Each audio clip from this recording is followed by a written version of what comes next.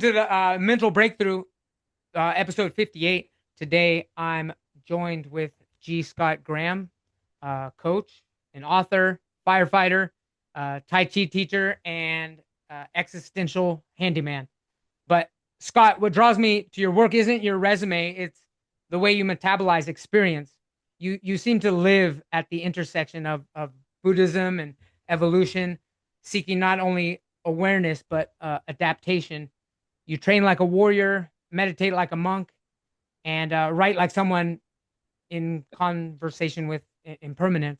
Your life arcs like a series of reincarnations, from the Appalachian Trail to MDMA-assisted grief work, from alpine coaching to silent retreats, from policy reforms to spiritual reframing, and through all of it, there's this deep willingness to meet what hurts, to stay in the unknown, and uh, to live in the kind of rigor that makes rest meaningful. So today, I want to walk with you into that paradox where challenge meets surrender, where identity gets unmasked, and where death becomes not fear but a teacher. So I have a lot of areas I want to go, but by all means, can you just give us a little uh, bio on yourself without going into anything too deeply? Because I'll be asking you questions, but something I missed maybe in that introduction that is important, or that you'd like to cover. You said your time's open as is mine. So can you add anything to that I didn't mention that you hope That to is discuss? that is by far um that was really deeply touching. That is by far the best introduction I have ever gotten, not just in the breath, but just you really nailed it. I mean, that's amazing how accurately you nailed it and in alignment with like my core and soul. Like, that's, I mean, you can hear it.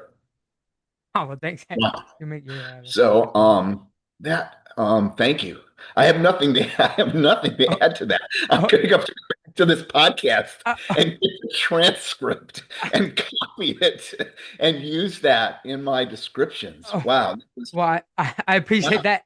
I mean, I want you to know that I actually appreciate this. Just a little bit about myself. I mean, I've been a free spirit most of my life, and I live in Thailand right now in the mountainous jungles with my wife and son. I met my wife soon after I came here, and we kind of had these ideas, and we were both free spirits, but we've changed completely and are grounded here. But I live everything I do is exactly like everything's like I'm always molding my life. It's always changing. I'm molding it, and the only thing I don't have, like everything's perfect, our garden, living off the land, and everything, except for, and it is very important to me, and that's intellectual conversations with native English speakers. I don't have it. Like it's unavailable except for here. So I appreciate you being here, and I look forward to just having this. Someday I want to actually host a some sort of I'm going to call it the gathering. I already have it in mind where I just invite people. Just it's not going to cost anything.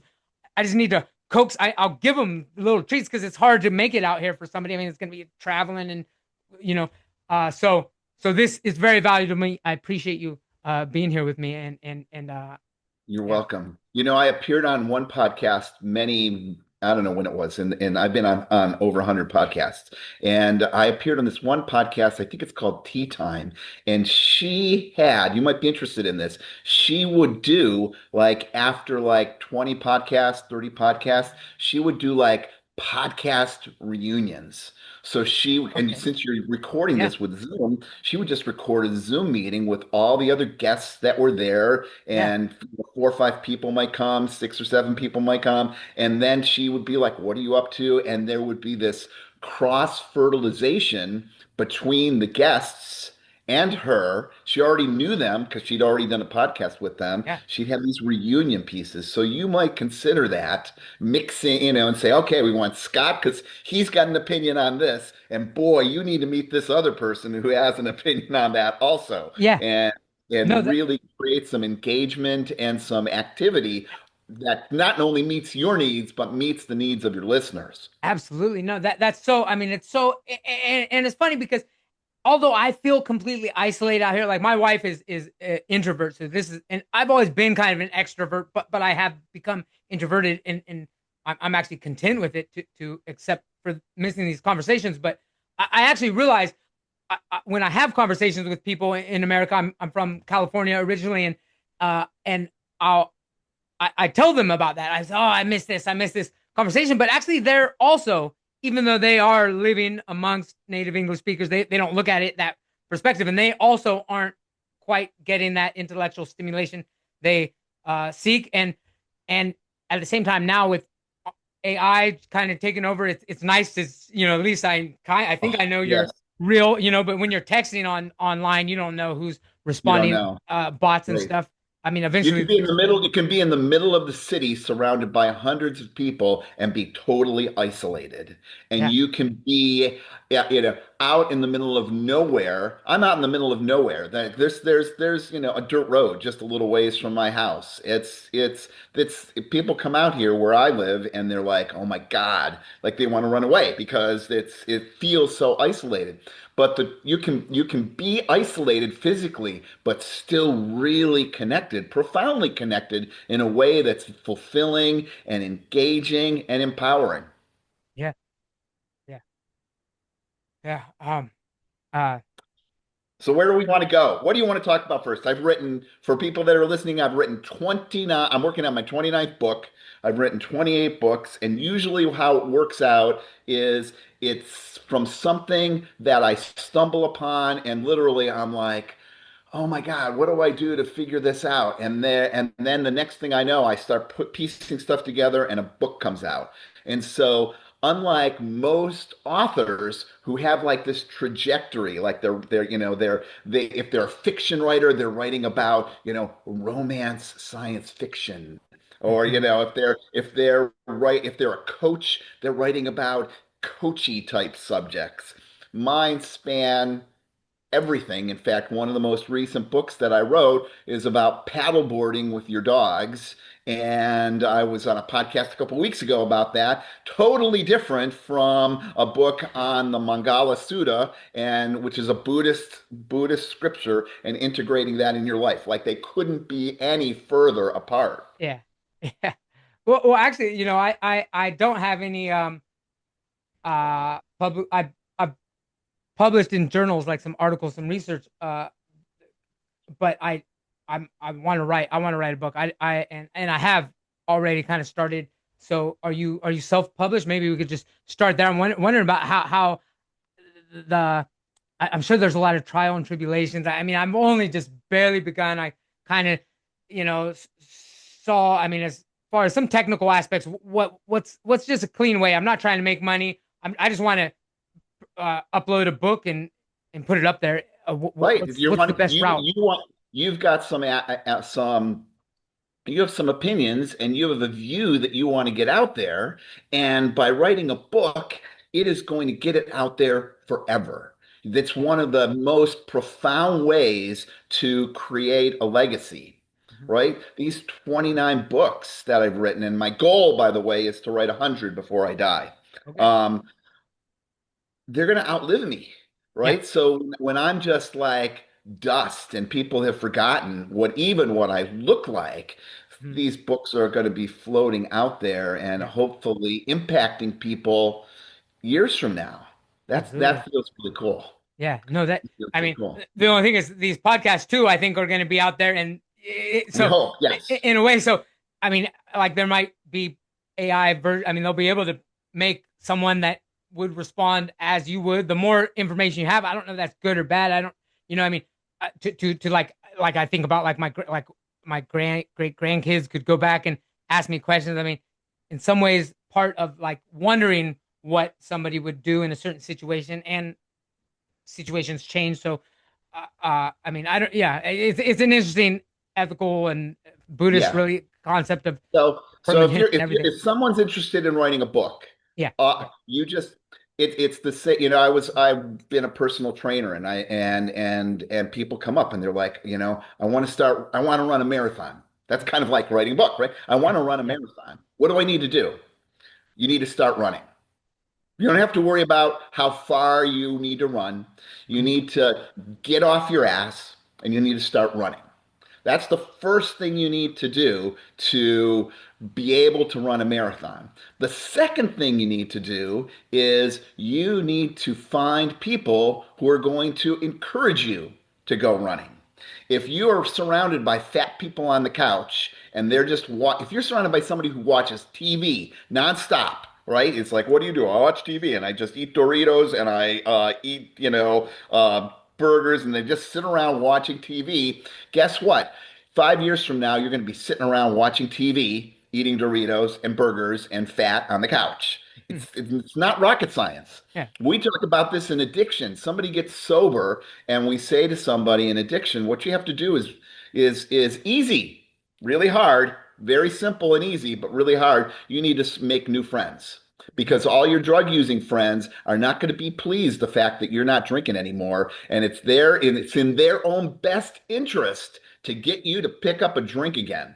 Yeah. Because if you drank like them, and you're coming up to them and saying, I'm fucked up, right? Well, let's see. They're not going to be pleased with that conclusion of that little thought process Yeah. that goes around that. So they're going to want you, they're not going to maybe explicitly say it, but there's a drive to get you to use again. So you need to start running and you need to have people that are going to support that. It can be anybody that just turns to you. If you were trying to meditate, if you had a spouse that was like, and your spouse said, all right, you know what? I'm going to support you to meditate. I'm turning off the TV and all this other shit at 8 o'clock at night. And you can do your meditation piece. So they give space for that. You're going to be successful at that. Yeah. And so, and then this is what happens. Most people worry about the mechanics. Mhm. What am I writing? What should it be? All this other. Don't worry about that at all. Okay. Just start writing. Just start writing. And what I do to help myself stay organized when I start writing a book, I don't even do it in order. I just do it as I feel like it and start just kind of vomiting the words out, literally. And what I do is I organize it in separate Word documents. Could be a text document, doesn't Yeah. matter, but each Word document's a chapter. So I'm not working on this ginormous thing that I have to then in my mind think about, oh, here's this or that. Similarly, excuse me, I've written a number of books that have been basically blog to books. Okay. I wrote a book on New England state parks. It's my first travel book, right? I'm all over the place, right? So I wrote a book on travel, 10 New England state parks to visit. It was easy. I did a blog post on every single state park, wrote about what I liked, what it was Good. like, pictures, contact information, fees, blah, blah, blah, blah, blah, blah, blah. And then I just had it done. All I had to do was combine it into a book, write an introduction, write an afterword, glue it all together, off it goes. Yeah. Um, the MDMA and grief book that I wrote. I actually just am finishing a rewrite of that. Um, but I did that as a blog, which was kind of a personal journal. And so I'm doing the rewrite because I'm reading it now a year later, and instead of using the word chapter, I use the word post or the word article. And I'm Sure. like, oh, well, that's screwed up. That Yeah. doesn't fit because Yeah. that's the carryover from that. Um, the nice thing about publishing today is that it's actually a scary thing too. But the nice thing about it is that you can publish digitally, right? And so I wrote this book, MDMA and Grief, last summer. It's like a year ago. And I'm like, I was looking at it a couple of weeks because my skills have gotten better, right? So I'm looking at it and I'm like, oh man, that's shit. I don't like it. You can go and change it, Oh, republish the words, okay. and and this is the scary part and the good part. Those new words cover up and go, it replaces what you've written. So if somebody had downloaded it, you mean, or not? They So downloaded it. So, I mean, if somebody has downloaded it now, some places give you an option. right? You have to click a Offline copy checkbox or that something. says update my copy Okay, if okay. there's an Oh yeah, that's update. right. I have had some Yeah. books that I've seen Some them audio places and don't, they yeah. yeah, yeah, yeah, Some places don't give you a copy, yeah, and then you can ask somebody as a if there's a major change, they can actually push it out so it overwrites it. yeah. That's the exciting thing That is because, scary too, though. Yeah, you could screw with somebody some serious gaslighting right there. Tell somebody you could really miss but like no, I'm not uh even talking about that. I'm talking about people rewriting history, oh, okay, yeah, right? yeah, yeah, Something comes out and they don't like yeah. how, Well, I mean that I is mean, what an Wikipedia is. obvious example here in America, somebody says, you know what? I want to rewrite history from the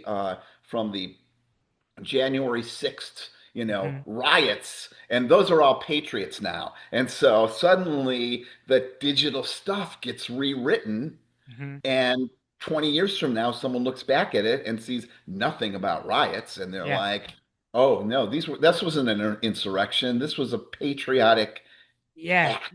yeah. Well, yeah. I mean, of course, it's always been like that, right? I mean, in It some ways, has I guess, always been like that in some ways, yes. yeah. It's just more Yeah. creepy I mean, it now. might be better now because yeah, you can take screenshots and stuff. And it seems like people do anytime something happens. People, I don't know who is doing. There's somebody out there that's just like saving screenshots. They'll come up with screenshots of deleted posts from years ago. I'm thinking like, when did you take that screenshot, and what kind of mechanism do you have to organize it so that if that person were to delete it in the future, that it comes out. So, uh, yeah, no, that it is. I mean, yeah, that's definitely So then you go from so let's say I'm self-published. You put this book together. There's parameters on what a cover looks like, mhm. and you go to there's three places that I self-published to. It's a little bit of a pain in the butt because it's not one global place. Sure. There's Amazon, which is like the mothership. Yeah. Like Yeah. most people who read a digital book read it from Amazon. Yeah. The second place, and this is the although it's the second place to publish a book, it is the most important, Okay. is Google Play. Okay. Because That Google has a mission to archive every single written book on the planet. And so okay. when you publish something on Google Play, it automatically goes into Google Books. Okay. And Google Books then puts it up in search And and it's going all to kinds be of other better. places. It's going to come up on search better, I imagine, Yeah, because yeah. absolutely. So okay, Google that's Books good. is That's really good. important.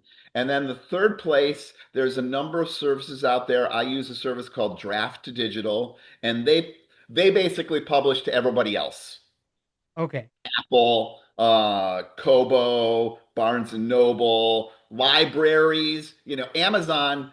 If you publish on Amazon, and Amazon pushes you to be part of their ecosystem, Mhm. and you can price your book, and they have all these little promo things that you can do. It's all bullshit because it's not going to serve you if you're only, serving food from one restaurant, Sure. and Yeah. there's a bunch of other people that are going to another restaurant.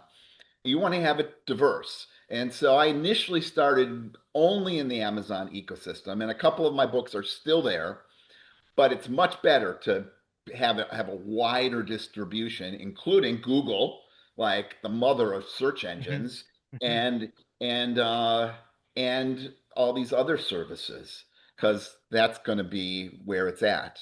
And then at some point, if you decide that you want to take it to print, so this book, MDMA and Grief, it was out for a whole year on digital.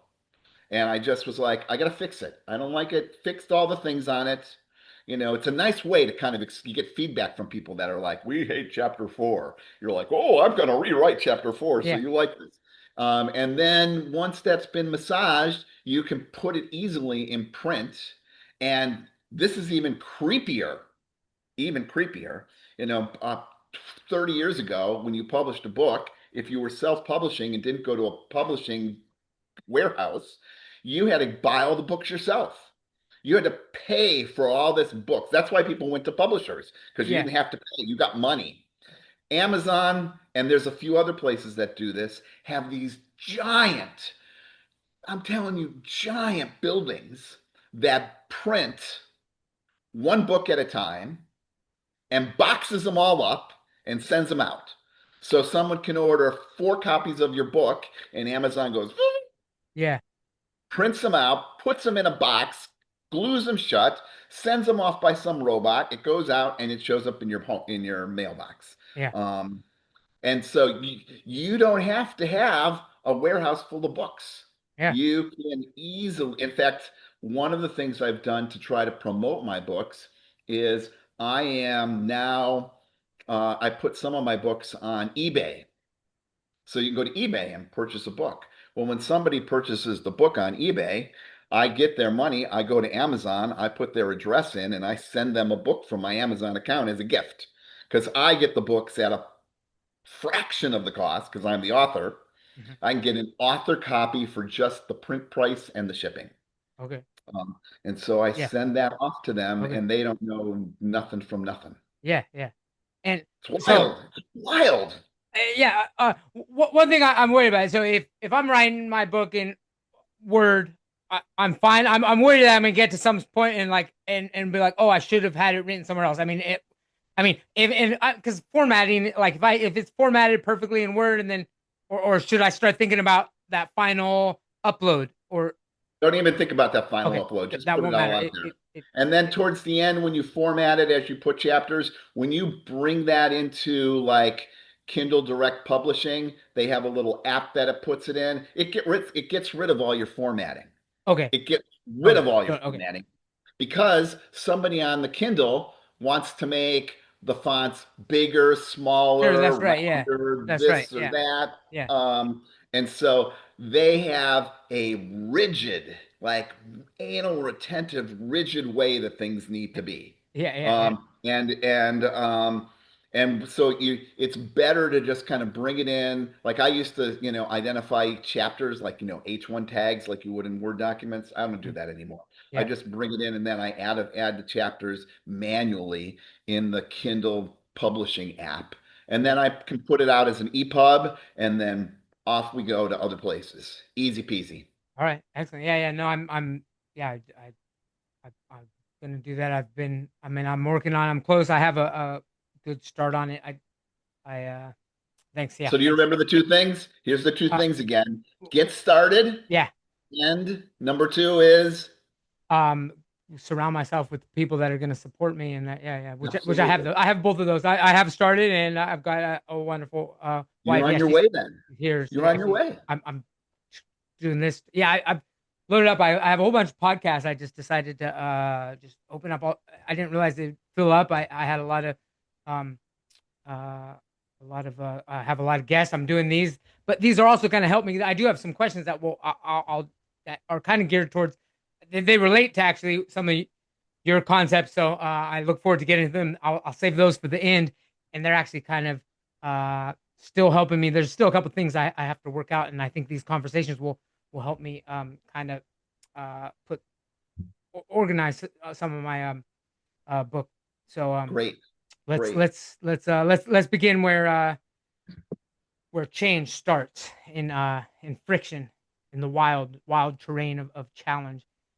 You said something in the sense of like we grow at the edge of our capacity. Like Hmm. what have your solo hikes, the firefighting, your coaching, what have they taught you about the human experience in respect to uh, pressure and personal growth? If we don't create pressure on ourselves, if we don't create a vision for ourselves, we are going to, I guarantee you, if you're listening to this and you don't have a vision for where what life wants to be, and you're not putting pressure on yourself to fulfill that vision, whatever it is, whatever your core values are, whatever your purpose is, you are going to waste your life away and you are going to get to be 80 years old and on your deathbed say, what the fuck? Literally, that's exactly what you're going to be doing. You're going to be at that age and you're going to say, and it's not a matter of being busy. You can be busy and be Oh active yeah. doing X, Y, and Z, building this, building that. If it doesn't have any core meaning to you, if you're not creating a ripple effect from where you're at, like when you throw a stone in the pond, bing, bing, bing, bing, bing, Mhm. bing, bing. If you're not doing that, you are going to get to the old, you're going to be like, what? That was my life. It was about what? Watching TV, it was about what? Playing backgammon, it was about what? Horseshoes. That's what my life, we spend our lives, so much of our lives, filling our time, occupying our time with things while we wait to die. Mhm. It's really screwed up when you Yeah. think about that, Yeah. right? Yeah. Where you see an obituary and it reads like, yes, they liked knitting, they liked, parcheesi, they liked baking cookies for their family every Christmas. You're just occupying your time till you die. If that's what your obituary is going to read, that's what you're doing. You're occupying your time. You got to find your values, find your purpose, and then push yourself to do it because no one else is going to do it for you. Yeah. Yeah. Absolutely. It's so hard not. I had a structure for this interview, but you know what? I mean, We're I, on depth I feel going like this is rabbit all hole. what you said right there is actually in line exactly with what where I kind of wanted to go. So I'm gonna just go here now, and that's a little back. So uh my I without going into detail of all how I got here, I just completed my doctorate and did my dissertation on I interviewed people on death, on people who have lost a loved one who they knew they were going to die, and they were able to have these conversations with them. And actually, the research is that I actually did that for to cut tick all the boxes is actually not what I took away from it. The number one thing I took away from was actually that I'm a terrible listener. I had to like decode all or code all of the interviews, and I realized how much I would cut somebody off because they were taking too long to formulate their thoughts. Because I sometimes want these like quick answers, and then I didn't realize it until because I'm coding these interviews, and like so I'm listening to myself over and over, and I'm just cringing at myself. I'm like, oh, she was collecting her thoughts and she was about to just like, and I cut her off to like rephrase the question, and it threw her off. I was like, oh, I missed. So that was one thing. And that's actually, so it kind of spawned me to want to do these podcasts and become a better, uh, better at conversations, better at listening to people. But the other thing that I took away with it, even though it wasn't what my research was directly at, but I was talking to people who had experienced it, the death of a loved one, and it was just like what you were saying is that yeah, people are going to be on their deathbed and looking back at their life, and I came to three conclusions or three things that when we say like, uh, I actually that's my book. My book, so I'll tell you right now, my book is going to be on living the living for the death that you want to have, and by Oh, that's a knowing great how concept. what That's a great concept. That living for the death that you want to have. and that's why. So this completely this. I mean, I know you talk about true. I wasn't even true asium or what it, Azimuth. azimuth, which was like. So see, I want there's all these covers, all these things I want to talk about, but I guess I just want to frame this because this is right in line with some of the things that you were saying, and so what I've come to, like this again, this came from the interviews that I had, and I kept these repeating themes were shame, resentment, regret. And these are things at least we know how we don't want to die. So that can start shaping how we would want to die. And this literally my life, I'm creating this like my mother lives with me and she has dementia and stuff. And I just think, okay, if I'm at that point, I want to create a lifestyle that I could like just every day I could wake up and do the same thing and it would make sense. And so I'm creating like these maze pathways, and that's kind of I mean, funny thing to do to myself. So I actually would like to get lost and just pick fruits and cut. Like I would be able to tend to my garden every day, and I wouldn't. It would be fine. But like so I I think that when if we have that idea of what the ideal death would be, regardless of whether we actually achieve it, and it's not even necessary that we do. I could easily die from a horrific accident at any time before that ideal death happened, and I wouldn't have failed. And by aligning my life with the ideal death, it's actually able to help me in the present make decisions like, okay, is this decision, is it practical for living my life out that way? So so yeah, so I already jumped to the end of where I wanted to take this, but uh You're so I love your excitement. You are so passionate. You are so passionate. Like you're just like, ah. So I have to tell you, one of the early books I wrote in my ongoing pieces was it came about from a um uh experience that people were getting stuck with. So I wrote a book on bucket lists. I okay. don't know if you saw that in the, but it's very aligned with what you were talking about because so many people you say, "What's the purpose of your life?" and they're like, "Hell if I know," right? What are the values that you're trying to live by every day? Hell if I know. Yeah, But lots of people understand this concept of bucket list, yeah. right? And so, unfortunately, when people do like an initial draft of the bucket list, it's stupid shit Mhm. because it's superficial stuff Oh that yeah, they've read. Like, see the summary. I want to stand on the Great Wall of China, Sure. right?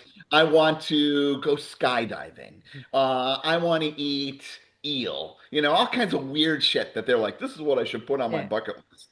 Uh-huh. I want to find the love of my life, Mhm. right? Stuff like that. But so I push people then to get beyond the superficial stuff and identify the core things on their bucket list. What does it mean, right? Because I would bet one of the things that's really on somebody's bucket list, if you've got a family, one of the things you want to see is your kids graduate from high school or your kids you want to see your kid walk down the aisle and marry a guy or a gal or whatever. You want to see them you want to play catch with your grandchild, right? So you identify those things which are deeper than the fucking Eiffel Tower Mhm. and Mhm. Great Wall of China and eating sushi.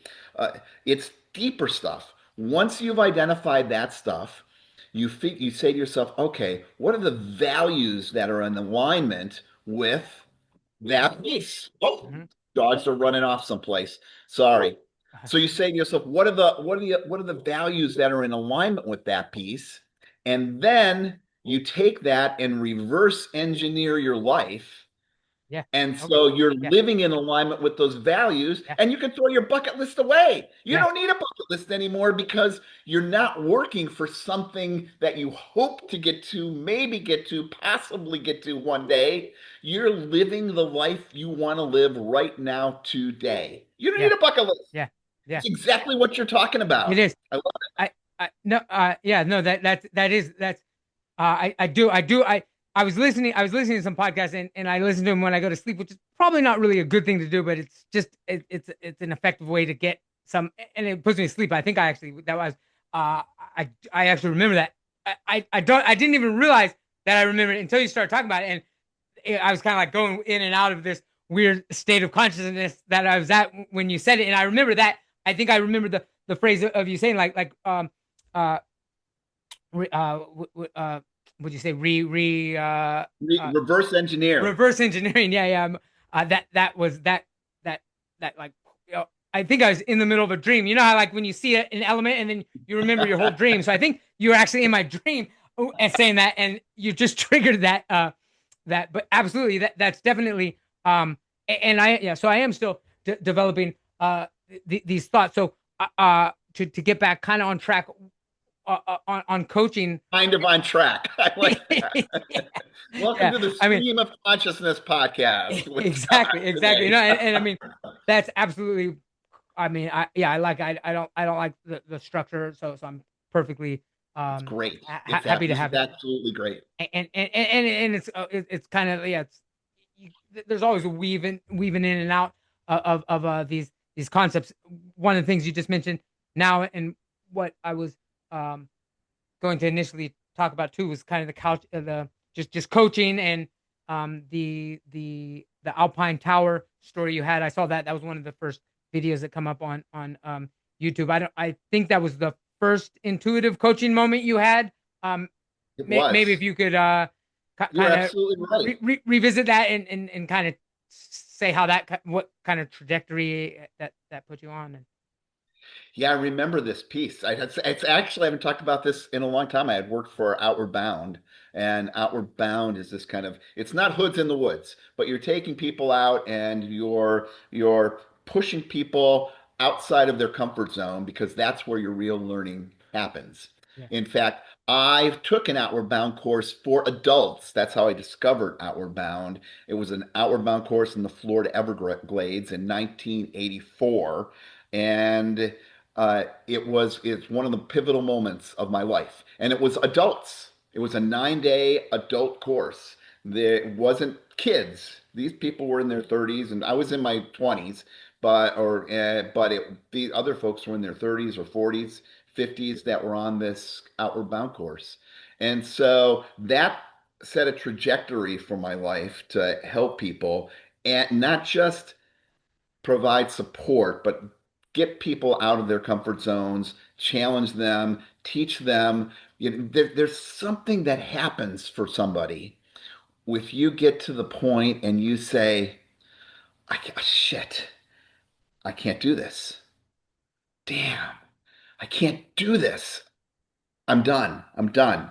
And then you discover you're not done because you do. You do. Yeah. You get past it. Yeah. And that's one of the things that happens for a lot of people with experience, and I think we're missing a lot today. It's like your first breakup from your boyfriend and girlfriend feels like the weight of the world on your shoulder. Yeah. And once you're older, that something happens and you lose a friend or this thing, you've got some wisdom around that piece that somehow lets you know you'll get through it. It doesn't make it necessarily easier, Yeah. but you know that there's an end to the tunnel Uh-huh. that you're coming out, whatever that piece is. And that's one of the core things around Outward Bound. The guy who started it, this guy named Kurt Hahn, discovered this is really wild. This is just wild. This was in the 1940s, so ships are getting sunk by the German submarines, right? That were because they were trying to cut off the supply line to England. Hmm. And they found consistently, it's just wild, consistently that these ships would sink and these sailors would be waiting to be rescued. The older, more frail sailors were surviving, and the younger, stronger, vibrant, healthy sailors were dying. Hmm. Like that doesn't make any sense, Uh-huh. right? If they Yeah. were racing across the English Channel and seeing who would get to France first from England, Hmm. younger, more vibrant, healthy sailors should be able to make it, and those older sailors should drown. Hmm. Complete opposite happened. And that's how Outward Bound got started to help those younger sailors build Oh, this okay. experience Wow. Wow. so Yeah. they could survive those horrific Yeah. shipwrecks. Yeah. Essentially they lost. They thought they were done for. Yeah. And they never had a I can do Hmm. experience, and then they just succumbed. Yeah. Wow, you talk about mindset. This is about mindset, right? That is the mindset. Mindset for these older folks survived. Mindset for these younger folks. Oh my God. So it was all about creating mindset. So that's what I got from my first Outward Bound experience. I ended up becoming an Outward Bound instructor, doing winter courses, summer courses, canoeing, hiking, all this other stuff, becoming a program director. And then as the kind of technology was growing, now it's kind of now we've kind of like I don't know, bastardize them and turn it into amusement park rides. They had these ropes courses, and the ropes courses were designed to find a place where you were pushed out of your element, where you said, I don't think I can do it. And they had there were all kinds of different challenges, but the core of it was to push you, give you that quintessential outward bound experience in an afternoon, in an Yeah. hour. Yeah. So you were like, oh, I can't do it. Um, I mean, one of the things, and you see this all over the place now, that people do these zip lines, Hmm. you know, Yeah. from, mile and a half long zip lines or 6 mile long zip lines where somebody is like, going from the top of something. They do it, they have it for cruise ships. People are doing Oh it. yeah. Yeah. But when we develop zip lines, and people would go to get to that element. It was usually the last element of a series, and it was really focused on that person stepping off. I remember being on a zip line once with somebody. And see, this is the difference between these amusement park rides. And, someone goes up because they choose, because they're like, oh, I'm going to go to the zip line. This Mhm. one, everybody's there. And so you get somebody who's up there. I had this one person, he was on top that zip line platform for an hour and 20 minutes. And I mean, I unclipped him. He was ready to go. He was all safe. All he had to do was step off the platform. Yeah. And he could not step off the platform. He even got angry with me. He turned around to me at one time and he said, can you push me? I'm like, not going to push you. Yeah. You got to do it on your own. And Yeah. he'd be like squatting down like he was going to take a dump, but because there's all this slack in the line, right? You're Yeah. going to step up and Yeah. fall like 3 feet. And he just could not do it. He turned to me and he's like, you fucking push me? I'm like, I am not going to push you. Yeah. You can do it. You can do it.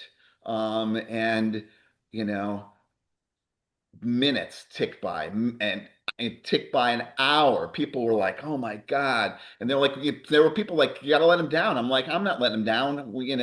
If he can do this, and it was transformative for this person. It's you get nothing. You go to the top of. I was teaching a course in on motivational interviewing in New Zealand, and these people in New Zealand are crazy, jumping off of bridges with bungee cords and stuff like that. And I had a friend. She was like, "You got to do this. You got to do this." And I'm like, I'm not really interested in it. She's like, "Don't be afraid." I'm like, I'm not afraid. I just I can just clip on and jump off. It doesn't make any difference to me. It's Yeah. not going to have any transformative anything Hmm. with me, Hmm. right? That's easy, you know. Ask me to go meditate for 20 days in a row in silence when I've only done 10. That's hard. I don't want to do that.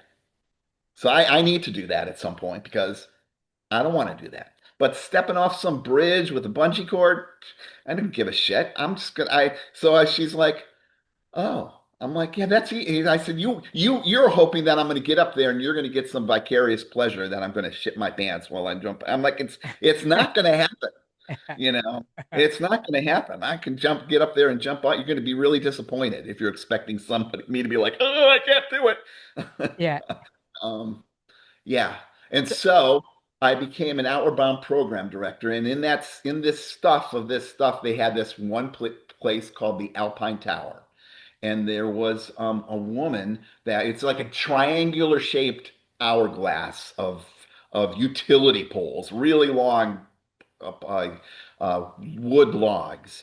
And there was this woman who was, you know, up almost all the way, and she was just stuck, right? And we have belayers down there, and she was just struggling, and people are looking way up at her. She's like, 30, 40 feet in the air, and they're like, "You can do it," which is useless, right? yeah.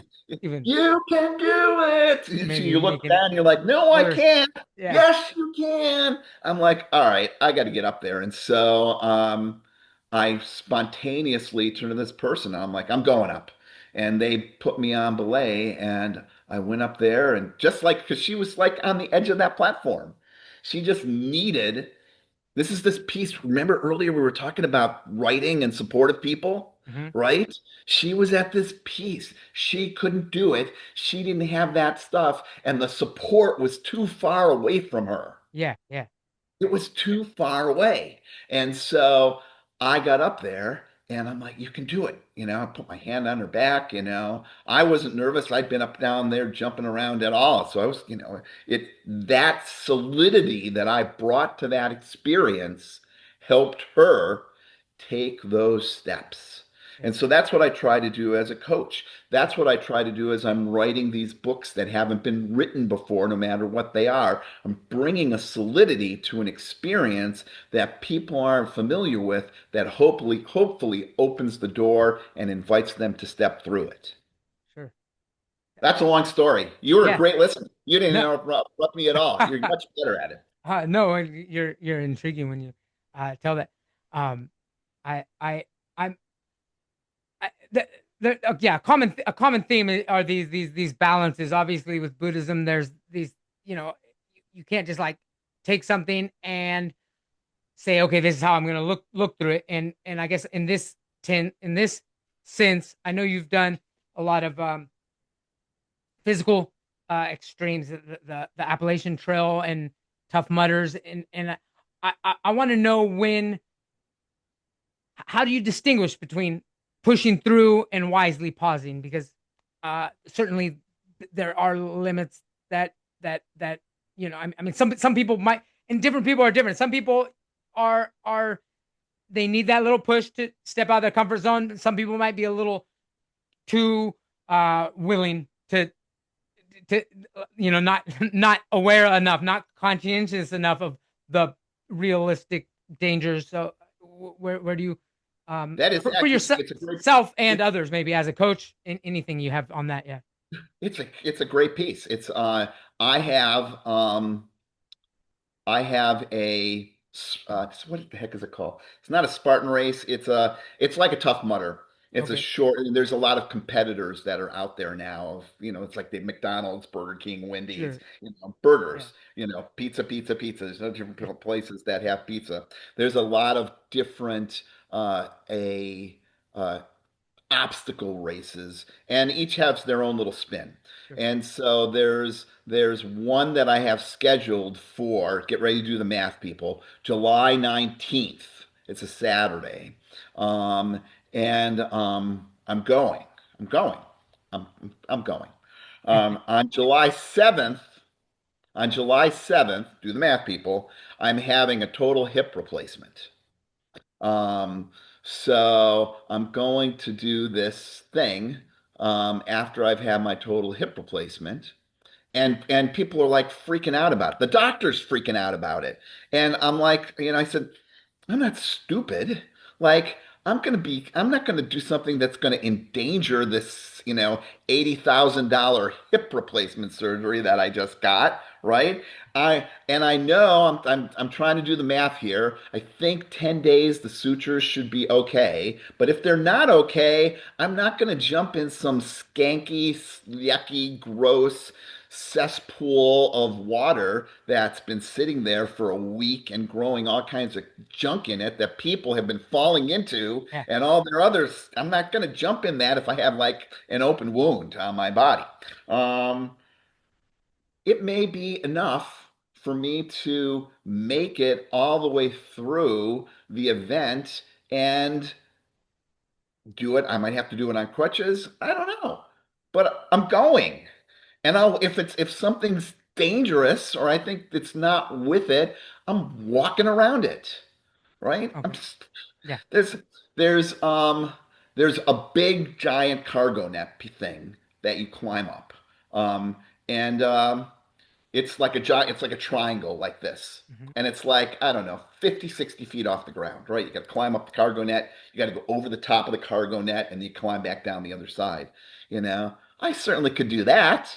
It's like going up a ladder, right? And if I'm having any trouble, I'm just going to go slow. I certainly can crawl under barbed wire when I'm with a replacement hip. I can crawl on the ground after a replacement hip. I might have trouble getting up after the barbed wire. I might have to get somebody I'll just get somebody to help me.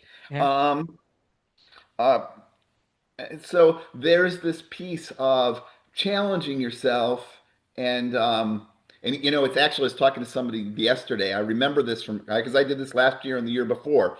They wind you through the woods on this because they, need to make sure you get your miles. So what they have on these events is they have the dangerous obstacles like all grouped together. That way, if something happens, they don't have to run, half a mile down the road to the Sure. event. Yeah. And then these events are supposed to be 5 miles, 10 miles, whatever it is. So to get the mileage in, they have you like running all over Kingdom Come. Hmm. My case, it's walking because I have two now. I have two replacement knees now. I'm not running. Oh. And so they have you going over this stuff. And so I remember this from last year.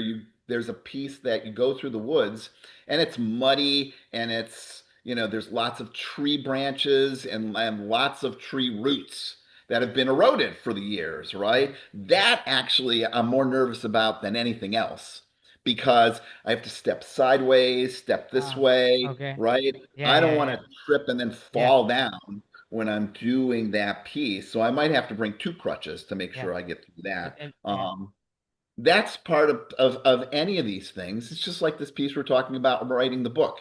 You have to articulate what's easy for you and then figure out what's hard for you and step through that stuff, but do mhm, it in a safe way, yeah, yeah. right? So if you imagine, let's see, one, two, three circles within each other, right? And the centermost circle, the very smallest one, is where we're comfortable. Easy peasy. Sitting around, drinking a beer, watching TV, playing Parcheesi, I don't know, whatever it is. Mhm, Very comfortable. The second one that is out there between that is where we're uncomfortable, where it's difficult and it's challenging and it's outside of our comfort zone. That's the second circle. And then this third circle is stupidity and danger, okay, right? Outside of that third circle is just dumb, right? It's dumb, right? Somebody says, so he's in, I'm nervous in my comfort zone. I'm sitting here hanging out doing nothing. What's out of my comfort zone? Rock climbing. I've never done it before. What's stupid? Free climbing. I've never gone rock climbing. I'm going to go without a rope okay. and I'm going to go way up and try to do that, All right? right. That's stupid, Yeah, right? So for each thing that we endeavor in life, no matter what it is, it could be, writing a book, it could be relationships, it could be meeting people, right? There's comfort zone, not doing anything, reaching out to take risks and talk to folks. And then there's stupid abuse, getting back in the same relationship that you've gotten into a million times, getting abused, unsafe sex, blah, blah, blah. That gets you in trouble. Um, that's the line that we have to walk for all those things, physically, emotionally, and spiritually in our life. yeah, yeah. That's kind of in a way, as you're saying this, because I know a little about your the the retreats that you've gone on, and that kind of ties in while you were just saying too about these, you know, yeah, bungee jumping isn't what would be difficult for you. It'd just be sitting in silence. So you're balancing the grit and deep inner stillness. So in living the eighth precept, uh, I know you call Buddhist ethics psychological pivots, and which of these do you return to when your inner world feels stormy? I return to equanimity time and time again, which is a core piece of what you learn in meditation, and it's a core piece of what Buddhism is about. That's really equanimity is the goal of meditation. People have bastardized meditation here in the West. Mhm. Absolutely bastardized that they turned it into McDonald's and they have apps on your phone, all kinds of shit, which is totally stupid. They're just selling you nonsense. And it's the same stuff that, somebody promises by, oh, you're depressed. Let's take some depression medication. We're pill happy for everything. Oh God, you have high blood pressure. So just so you know, because I'm talking about the high blood pressure stuff, so that the people with mental health stuff are like, oh, he's a good. It's same thing. Fucking lose weight and exercise, eat better, and you don't need to take the high blood pressure medication. You don't need Ozempic. You don't need these pieces. You can do this. But we are in such a medicalized thing here out west that it's like problem pill, problem, and really it's not pill, it's quick, easy solution. And I'll tell you something. It's none of those three things. It may seem quick, it may seem easy, it's not, and it's fucking not a solution. It's a band-aid. It's Yeah. a band-aid. You're just it's like, you've got a broken bone, and instead of fixing the bone, you get a walker to go, a wheelchair to Yeah. cart you around with. It's not Yeah. fixing the bone. Yeah. And so equanimity, we're sold this pill that says we're all supposed to be happy. Good. What is And it? Can you clarify equanimity? What exactly is that? Uh, so equanimity is in its best sense, and I'll posit this on two pieces. In its best sense, it's balance when the shit hits the fan. All mhm, right. So bad things happen, and you don't like the bad things, right? And you're cool with it. mhm, There's a sense of, and you're not faking cool. You're just not pushing away. mhm. But that is only half the equation. Okay. It's only half. Psychologists, there's a approach to therapy out there called acceptance and commitment therapy. Mhm. And ACT, acceptance and commitment therapy, only focuses on this first half of the bad shit. Yeah. How do you deal with the bad shit? That's only half the problem. Yeah. Because the real problem, the harder problem, the more evasive, divisive, screw you up for a long time, past and present problem is the good shit. Mhm. It's sneaky because we look at this thing and we want to grasp it. We want to hold on to it. We want to preserve it. It's the same dynamic in the other direction, Mhm. right? So something bad happens and we push it away. Something good happens and we want to keep it because everything changes and all good things end. And we don't want that to end, whether it's carrot cake or relationships or sex or drugs and addiction. That's why that's the core of addiction. It ends. Mhm. It ends, and we want more. Or you're buying a Lexus. You're buying I have I'm going to be happy once I buy the Lexus. I'm going to be happy once I have the whatever the hell it is. The speedboat, the house in the country, you know. It's this piece that we're told once this happens, you'll be happy. And it creates this grasping mentality. And that isn't happy. And then it's applied, like I just said, to happiness. Because you can read books on happiness. You can do this on, I mean, I'm surprised you cannot go buy, and I'm just waiting for this, that at some point you're going to be able to stroll into the grocery store and buy happiness enemas. That suddenly, once you squirt this thing up your butt, you're going to be really happy. Yeah. Because that's the trouble with psychedelics. That people are, it's this wave of psychedelics. That's the trouble with coaching. I realize this as a coach when somebody comes to me and they're like, I just want to lead a more fulfilling life, right? If I take them down that road, I'm really planting seeds for misery. Because while it's important to have a fulfilling life and a life that's aligned with your values, if you're chasing that, if that's what it means, you're already where Mhm. you need to be cool with life. Mhm. And that's an oversimplification, but Yeah. you just have to be cool with where you're at. Yeah. And I'm not talking about acceptance of whatever bad things going on with your life right now. Yeah. We talked about earlier, you were talking about isolation. And Yeah. I said, you can be in the middle of the city and be isolated and be in a country all by yourself and be connected. You can have absolutely jack shit, live in a cardboard fucking box and have a totally happy and fulfilling, grounded life.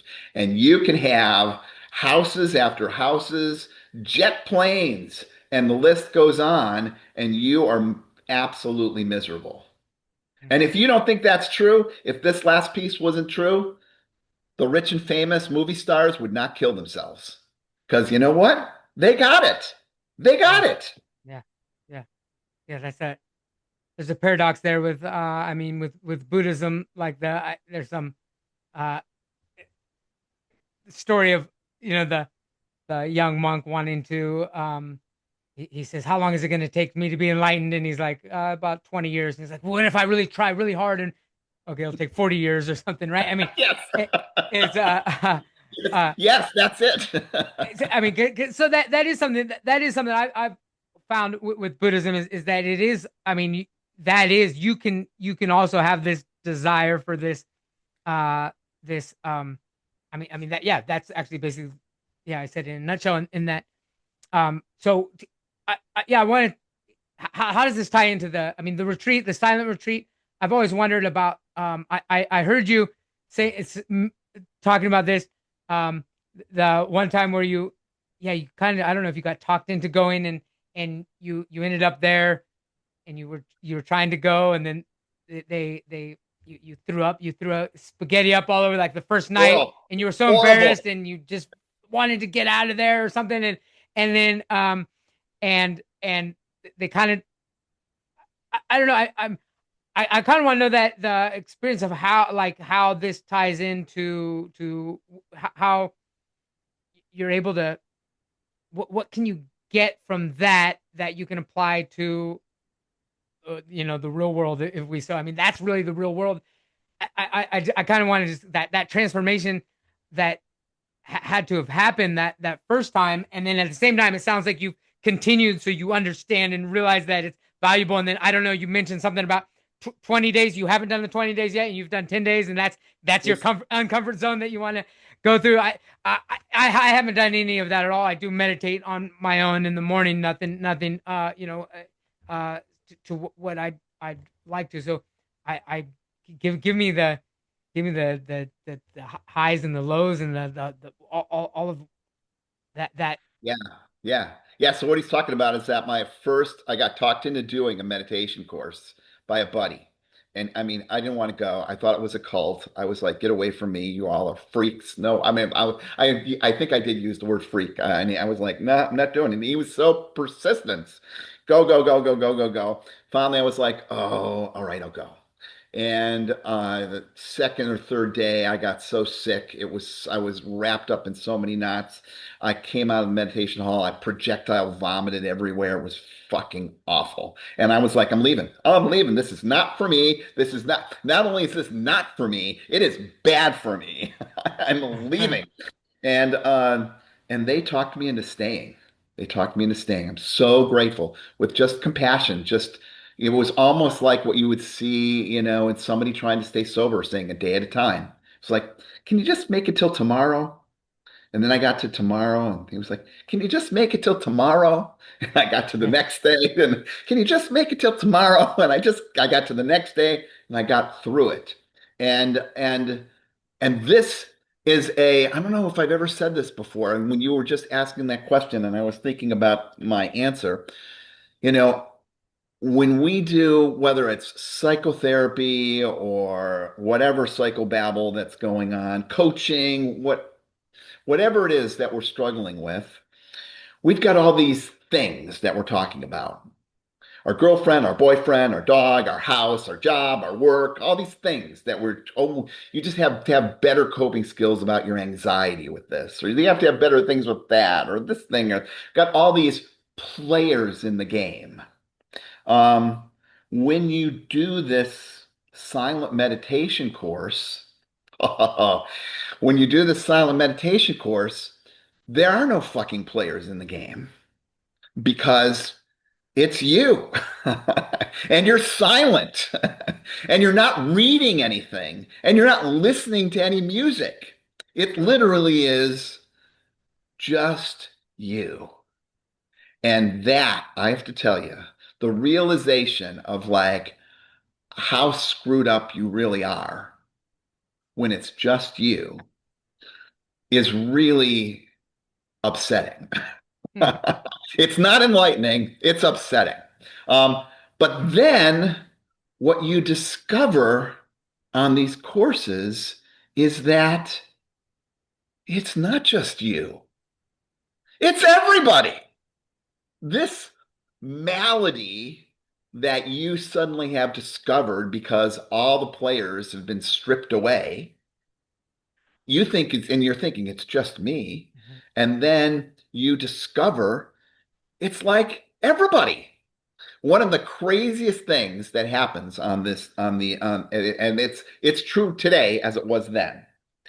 These courses are all the guy who expanded this meditation, which was actually can be traced all the way back to the Buddha. When he did this, he he was a businessman at his core. And he wanted consistency, like a good business, right? You go to McDonald's, you order a hamburger. I'm not suggesting you go to McDonald's and order a hamburger, It but has you go to McDonald's, assembly you get a line for hamburger. the. You go to another McDonald's, you order that same hamburger, you expect it to be pretty much the same from wrapping to of the amount of ketchup that's Yeah. on it. He was trying to do that, and I'm not trying to say this is a bad thing. He was trying to, simplify it so these courses could run on themselves. Yeah. And so he, as he did this, created these series of instructions. And at the end of each day, these like 1 hour lectures that kind of frame what you've done, talk about your learnings, talk about what happened during the day, and talk about what's coming up. Like All this very is a structured. silence retreat. You're not. I mean, you're not talking. This is still. You're not talking. You're Yes, you're listening. still listening. Okay, you do have listening. Okay, You're you are listening. listening. So it's not because there's instructions Okay. on what to do. Okay. So Okay. you're not Okay. just told take 10 days and do whatever the fuck you want to do. Okay. It's not Okay. that type of thing. Okay. So the instructions are very specific Okay. on in terms of this technique of meditation. So like I'll give you the first 3 days. This is not secrets, so I don't feel like I'm giving away the secret on this stuff Okay. because when you go, it's still going to be like shocking to your system. The Yeah. first 3 days is focused on a technique called Anapana meditation, taught by the Buddha, passed down through. It's focused on your sensation of breath right around your nose, not your stomach, not your ears, not your mouth. It's weird when you have a sinus infection or something to try to do that, but it's really focused on the sensation of the breath. And so all you're doing when you first start on the day is really gross breath going in and out. And no verbalization, just so you're not going in, out, one, Yeah. two, one, two, hot, cold, not. You're trying not to do any naming. No, Yeah. no, because Yeah. you want to get out of your Counting. head. Nothing. Yeah. You just want to get to the experience without any bullshit laid onto it. And so you start off on this piece, and then each day you get smaller and smaller for the first 3 days till you're trying to just feel the sensation at the start of your nostrils, and then trying to feel the sensation as the air is going over your skin above your upper lip, right? Yeah. Okay. If you try to do your upper lip on the first day, you're not going to get there. Okay. Yeah. Yeah. But you start off on this piece, but you're practicing, right? It's Yeah. like practicing the piano. Mhm. You start off with chopsticks, you end up with Beethoven, right? Mhm. You're working in that direction. You don't play Beethoven on the first day, it sounds horrible. After you, and this literally anapana, if we're talking like piano, we're talking about the progressions that people do to strengthening their fingers. I remember when I was playing a musical instrument, you play this series of notes and then you go up one note and play the same series of notes and then go up a note. Da, da, da, da, da, da, da, da, da, Okay. da, da, da, da, da, da. Go all the way up and then all the way down. They're just finger strengthening exercises. Yeah. And you have to have the finger strengthening exercises in order to play the more complex piece. Mhm. Vipassana is the more complex piece. You're basically sharpening a knife while you're practicing anapana, and that allows you to do the cooking. So once you've developed this awareness, on the fourth day, you learn Vipassana, and Vipassana is just focused on sensations. And you start at your head, go to here, work your way down the body, shoulders, bing, bing, bing, bing, bing, all the way down to your toes. And then go back, head, ding, ding, ding, ding, ding, ding, ding, all the way down to your toes. The next day, instead of just going all the way down to your toes, you start at your toes and come all the way back up. And I mean, it sounds boring as shit, and it's but it's really hard. because what you discover, you came there to learn this meditation technique. And then what happens is that here you are to do this. This is the malady that I'm talking about when people figure out how crazy they are. You're there to do this meditation technique, and all you have to do is observe your sensations, right? Two breaths, 30 seconds, you do your sensations, and then you're thinking about sex or shopping or how this person did this harm to you 14 years ago and wonder what so and so's doing now, or that person's making too much noise back there, some other bullshit other than what your job is to focus on your sensation. um, that's when you realize how crazy you are. 'Cause there's Yeah. nobody else that can take blame for that except you. um, uh, but they have this structure, and the one of the things on the structure is this nightly video piece. So they're teaching this technique, with audio. So you're listening to the audio, same instructions on your 100th 10-day course as your first 10-day. They're all the same. Um, I can't tell you what a 20-day course is. I haven't done it, but it's very similar. There's no super secret piece. Instead of, 3 days of Anapana and 7 days of Vipassana, it's 6 days of Anapana and 14 days of Vipassana. And a 30-day course is 9 days of Anapana and 21 days of Vipassana. It keeps the fraction stays the same. You're just going deeper. Um, and so each night there's a lecture. It's a video lecture. I was recorded in the 90s, late 80s. And I am telling you, talk about spot on, right? I mean, it's like this ghost from the past. You just had this experience. This will happen to you if you take one of these courses. You'll have this thing on the fifth day, and you'll be like, wow, this was just, I had this thing that happened and I can't believe this. And then at night, you see this video lecture from decades ago, and the teacher in the video lecture said, today you have this experience and you couldn't believe it, blah, blah, blah, blah, blah, blah. And this is what you need to take away from it. It's like uncanny. Yeah. It's like uncannily creepy. Um, and the message behind that is that it's not like he's got magic that he's predicting this. Hmm. He knows because it happens to everybody. Yeah. When you're running a marathon, no matter what it is, miles 18 to 22 and a half suck for the marathon folk. It's like it's not because somebody's a mystic that they can present that or they know that. Just it has sucked for so many people over time that people know that when you get to that point of the marathon, your glycogen reserves are tapped out, your energy reserves are going, and you just crash. You're going to crash. Might be at mile 18, might be at mile 20, but typically someplace in this, there's this thing you have, this wall you have to push through. Yeah.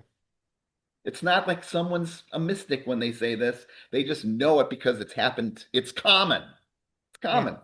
Yeah. Same thing with Vipassana. You hear these lectures and they're creepily spot on to what you have. And it's not because it's magic. It's because it happens to everybody. It's Yeah. a common piece of how we're all screwed up and Yeah. where we're struggling. Yeah. Well, that really gets in. I mean, the fact that it's those type of questions that really draws me to evolution. I've always found a harmony between Buddhism and evolution in the sense that, I mean, and specifically evolutionary psychology. So more of like our our I mean, it ties in with desires. I mean, obviously we need desires to live and survive, and so we have to, so we almost need uh temporary gratification to kind of keep us moving, as a species or anything. um and uh so I mean, yeah, I guess it is the human experience to some extent. Have you made those, do you make any connections between, um like evolutionary psychology, like that, the fact that this is something that is felt across everybody that's taking these courses, that there's some sort of uh, advantage to that in our, I mean, why is it there? Somebody's just fucking with us, or I mean, it's like, or there's are you able to take away any insight on like the purpose? I mean, that's a weird word to say, but from an evolutionary standpoint, sometimes it is things like, okay, I guess I could see how under some circumstances this would have the benefit of The benefit is that the vicissitudes of life don't come crashing down on you. Mhm. So the people that are not screwed up are going to have a better evolutionary capacity than the people who are screwed up, right? The people that are if if you're in the woods, if you're in the woods with four other people and there's a bear charging you and you're totally balanced and able to get going and somebody else is totally freaking out that oh my God, what's going to happen? The bear's not Yeah, even gnawing yeah, on their leg. They're running and they're so wrapped up with bullshit that they trip over a tree root, run into a tree, and then the bear eats them.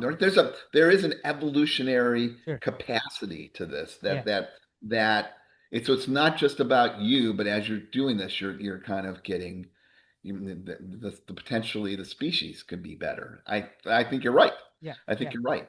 The interesting thing is that one of the things, and this is so fascinating to me, there's this whole thing about how meditation is bad for you.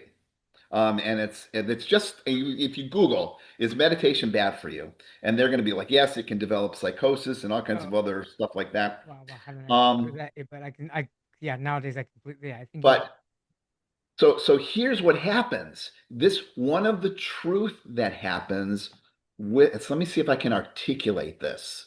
Um, One of the truth that happens is that through meditation, and it's especially true with Vipassana, it is especially true with Vipassana and Anapana, you start building a disconnect, maybe, but you start recognizing that these things that are out there, because you're observing your bodily sensations, are and you're more in the present moment, right? And so when you're more in the present moment, these other things that are engaging and fuck you up feel distant, right? So something bad happens and it these somebody says something shitty to you and shoots these arrows to you and they don't hit you because it feels like you're in a bubble. And people Mhm. talk about this thing. It feels like it's like you're protected by this bubble of the present moment, Yeah, right? yeah. Well, what happens is that some people get in that present moment people piece and they have this sense of a bubble like this isn't my body, these words that are directed at me, all kinds of other stuff where because they're so in the present moment, they think that's a problem Oh, because they think that's a problem, right? It's like you've seen these people that, for lack of a better word, I'm going to use the word bubble, are so in the bubble of a present moment that they're almost immune to pain. okay, So yeah. somebody can be like, you can operate on me, and I'm so balanced around this stuff that those neurons and whatever are going off, but I'm not resisting them. I'm not sucking it up. I'm Mhm, not being stoic. mhm. I'm not being strong. I'm just I'm like in this bubble. So they're like, "Ah, we're operating on this person and they're awake and they're not under anesthesia and they're not in pain. How is that happening? They're in a bubble because they're not those pain arrows aren't piercing their mind, so they're not reacting to it. Yeah. You get this piece where some people are not reacting, and suddenly they're like, "Oh my God, something's wrong with me. Meditation's bad." And that's this whole kind of I'm now in recovery from meditation movement. Oh, There wow. is this. I'm I telling I you. didn't know about that, but that's funny. Oh my God, it's I believe it. crazy. I believe it.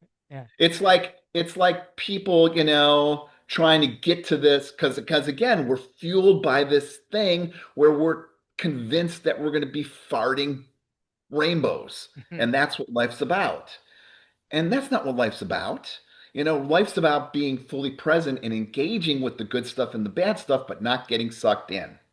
And people reach this point of getting sucked in, and they're like, oh my gosh, it feels balanced. There's no good stuff and bad stuff. And so I'm fucked up now because Yeah. because I'm not experienced the good stuff and bad stuff. There must be something mentally wrong with me. I'm going crazy. That's like what happens. It's crazy. That's the result you're working for. And then I'm like, well, Jesus, you're taking all these psychotropic meds that are totally blasting your emotions all over the place. That's what you're trying to get with that anyway. Yeah. You're Yeah. there. Be Right. happy. Yeah. Congratulations.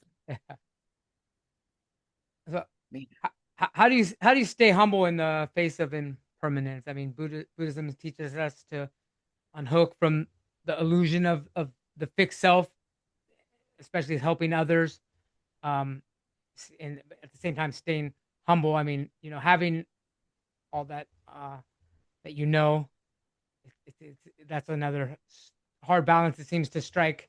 To, I mean, it's like you can't demand authority, but at the same time, you might know the answer to help somebody.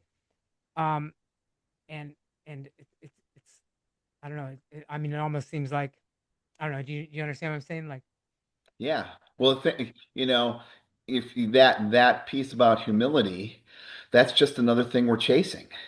But instead of chasing, the Lexus, we've built this idol of who we are yeah, and what a great person we are. And, we keep it clean, we polish it, we praise it every day. This is the great Scott, right? This is the good Scott. This is the perfect Scott. And and that leads us into trouble because we can get so attached to that piece, and then somebody transgresses that and says it, and we're off the deep end, right?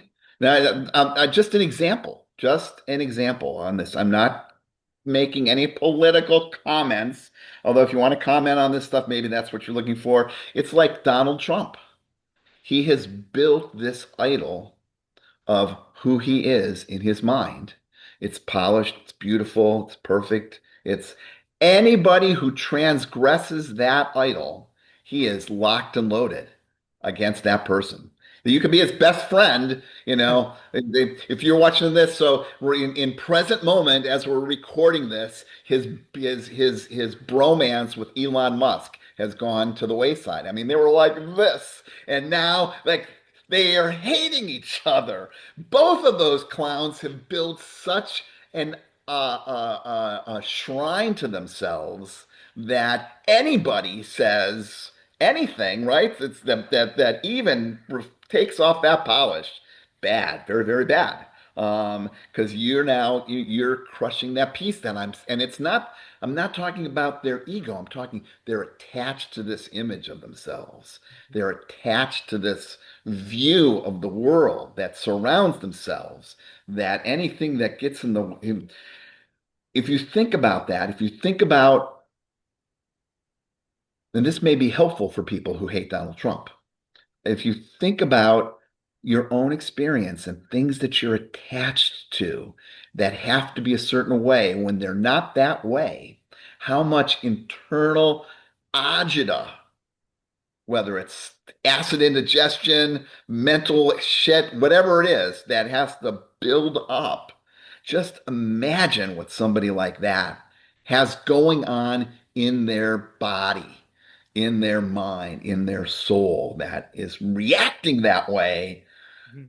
to everybody, unless he's a good actor and and he's got real cool balance. I don't buy it, but I mean, he could be a good actor, and this is all just a front, and he's really hip and cool. But you cannot you think about somebody who cuts you off on the road while you're in the car, right? You're driving down the road, somebody comes by you, and they give you the finger, right? And you think about your body's reaction for when that happens. And should you say something to them or want to, speed up? I'm going to get catch up. I'm going to give them the finger. Oh, God damn it! You better not do that to me. You know, all those. It's me. I just said it. You better not do that to me because I built this idol of who I am. Blah, blah, blah, blah. Think about that pain that you have about that, and that that's just magnified for somebody like Donald Trump on such a grander scale, right? It's just that's wild.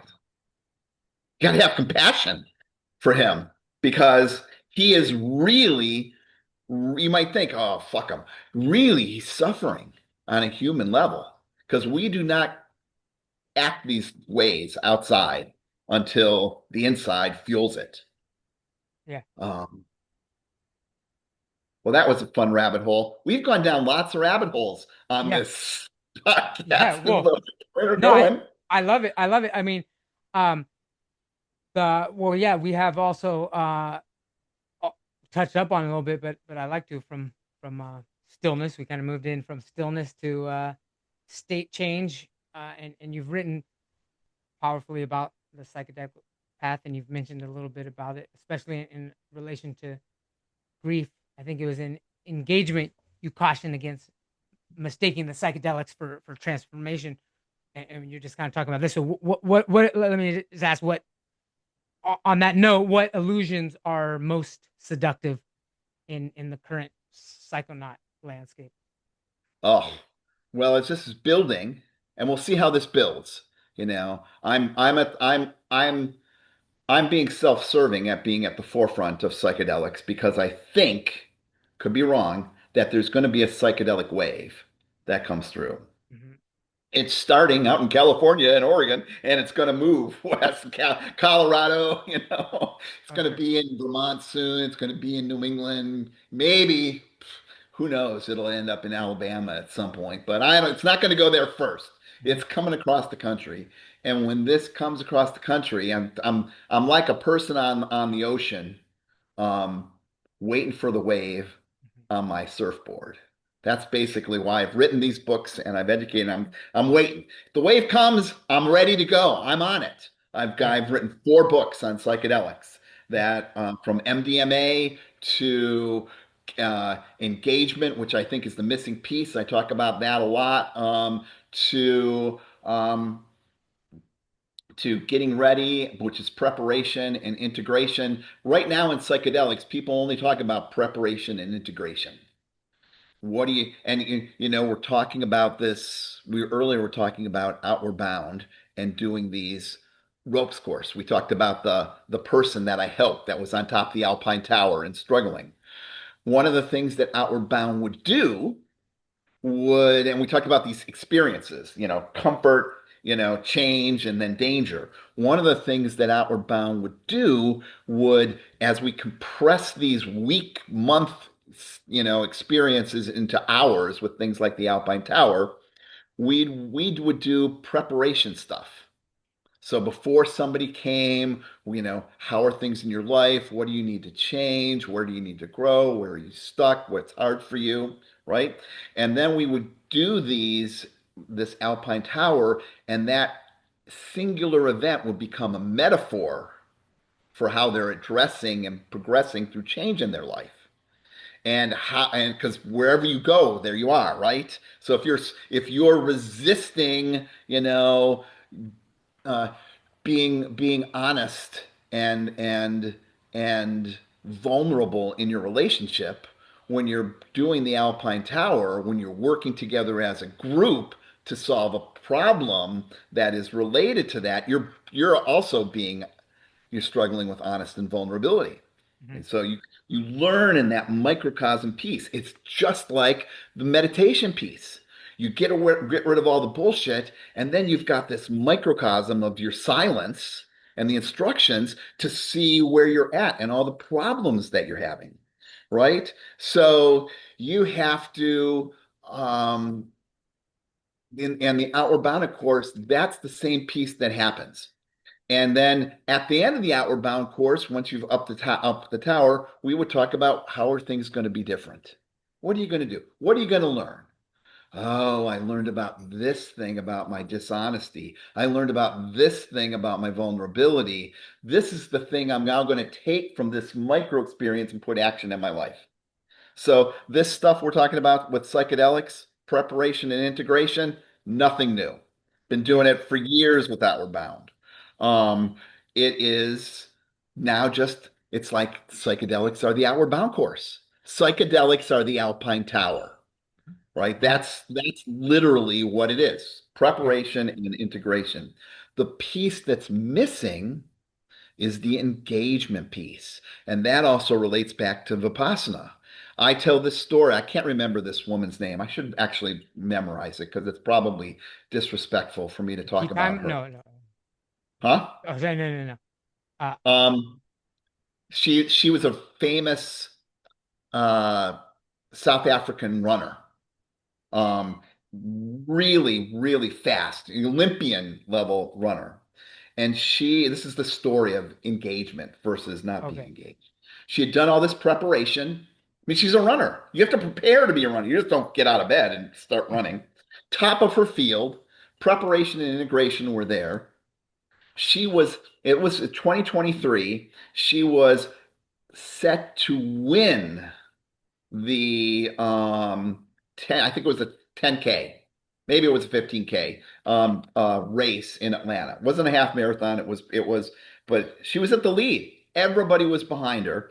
And so what they usually have in these races is they have a motorcycle in the lead clearing out all the riffraff, making sure that, there's no people in the road, no cars in the road, all this other stuff. And uh, she's running almost to the finish line. So right before the finish line, who wants to see a motorcycle go through the finish line? Yeah. It made a right-hand turn down some road, some other street. She was top of her game, very prepared. You know where this is going. Top of her game, very prepared, much integration. She was not engaged in the present moment. Yeah. She continued to follow the motorcycle, ran down some side street.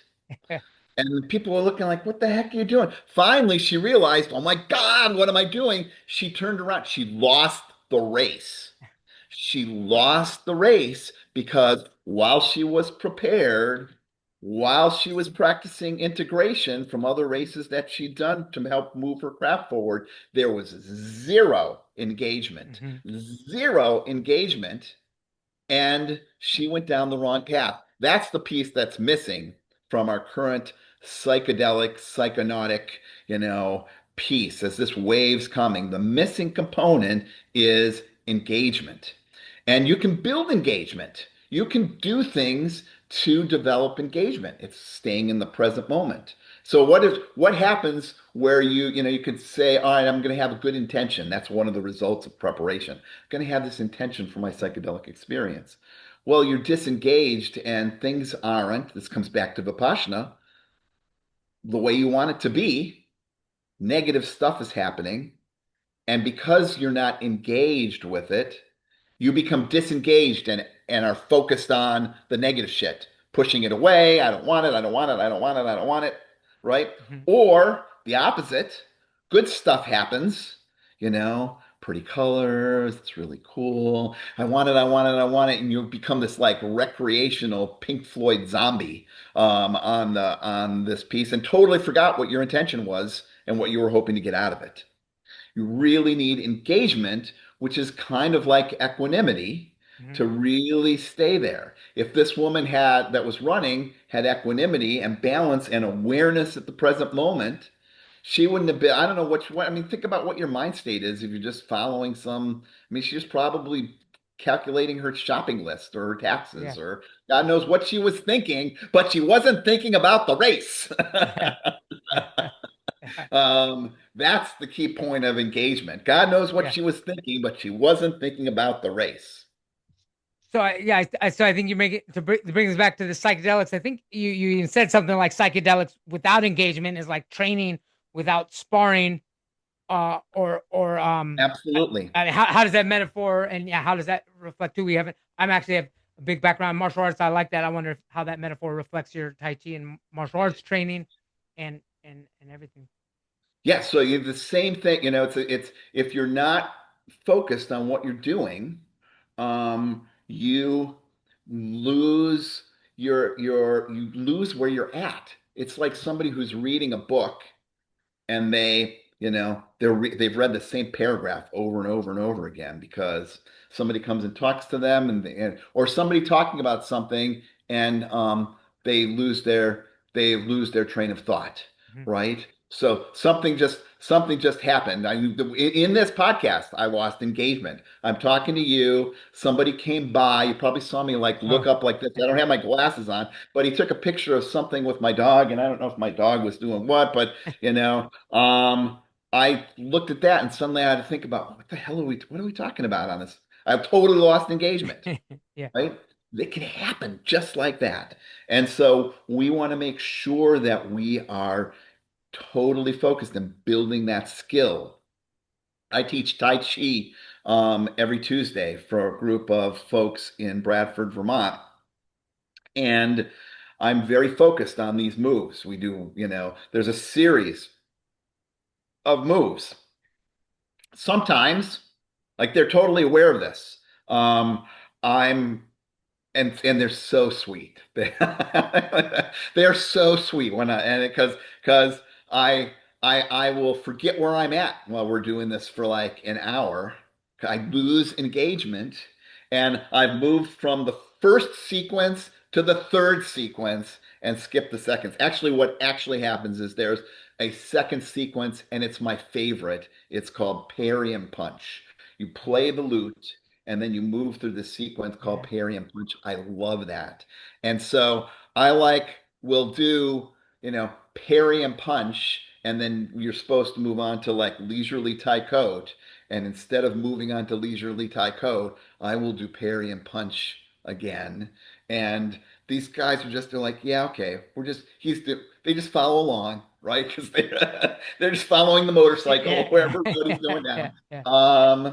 And then I'll catch myself and I'll be like, did I did I do did I did I just do that? I'm sorry.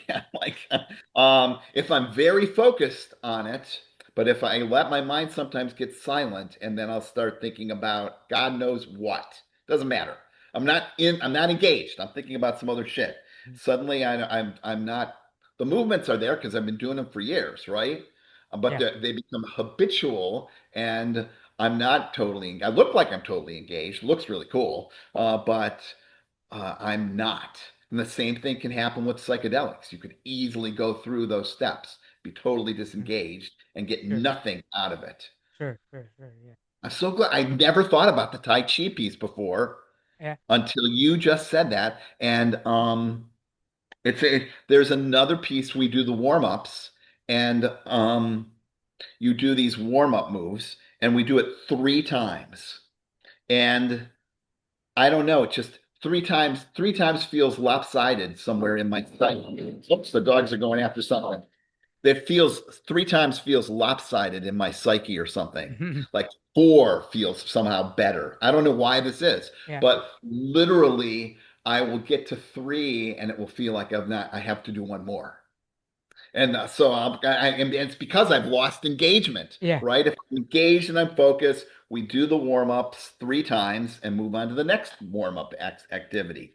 When I'm disengaged, I've done the 3 and I'm like, oh, let's just do one more for the heck of it. I just do it because then I'm like, did I do 2? Did I do 3? I don't know, but it feels like I wasn't paying attention, so it doesn't feel like it's complete. Oh, what the hell? Let's do one more, and it's just icing on the cake. Um, because I'm not engaged. yeah, It's engagement is a practice. It's something that you have to constantly develop and maintain, right? It's like, you cannot be healthy by eating uh, uh, healthy for a week, yeah. right? And then going back to eating whatever the heck it is, store-bought pizzas, which I love, by the way. Um, but it's not it's a practice. It's a discipline we have to build and maintain in our life over time. Yeah. Um, would you say many of your views defy tribal alignment? Maybe especially in progressive circles. I'm wondering how you maintain clarity without becoming oppositional. Again, that's just when if you think about the oppositional piece, that is, we've built a shrine to our tribe. Yeah. We Okay. built the shrine Yeah. to um I was on a podcast last week. I'm telling you, I did research. Like I watched, like, like I looked at your podcast. I got a feel for who you are, Okay. right? Okay. This guy, I like watched like podcast after podcast after podcast after I'm like, I don't know what the heck this guy's message is. Whatever it is, it's a podcast called Christitutional something.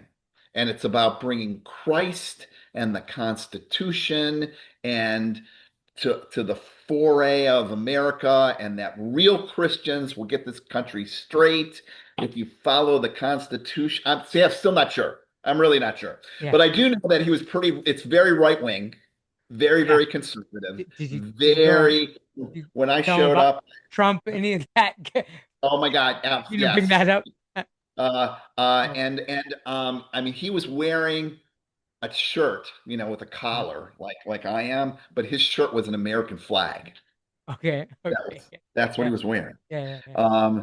Yeah. And he wanted to talk about he wanted to You talk want to talk about about the this. eight precepts? I think, or no? Because I want to talk about the eight precepts, and then this is I, the other one, living yeah, the I Mangala think I Sutta. watched that. Yeah, that guy kind of cracked me up. Yeah. And he was like locked and loaded for an argument Uh-huh. on that. He was really locked and loaded. And like one of the precepts is in Buddhism, one of the central precepts of the eight precepts of kind of living a moral life. Whoops, dogs are going again. Wait, okay, they're gone. One of the precepts of living a moral life is abstaining from killing. Hmm. Like, Yeah. how can you argue with that? Yeah. Well, he was ready to argue with that. Yeah. I heard that And one. Yeah. He's he bringing was up like, if like in self-defense and especially under no, no, no. Buddhist defensible. I He's mean, like, it's yeah. not killing, it's murder. And it's not just murder, it's murdering innocents that are bad. So if someone's not innocent, and I'm like, well, how do you determine whether someone's innocent or not? Yeah. Right? Right? Yeah. So in other words, the baby in the person's body is innocent, but the woman who had the abortion isn't innocent. She murdered that baby. So after you save the baby that she's trying to do have the abortion, you can shoot the mother, kind of. You kill the mother because you're not murdering her. You're putting out justice because she killed an innocent.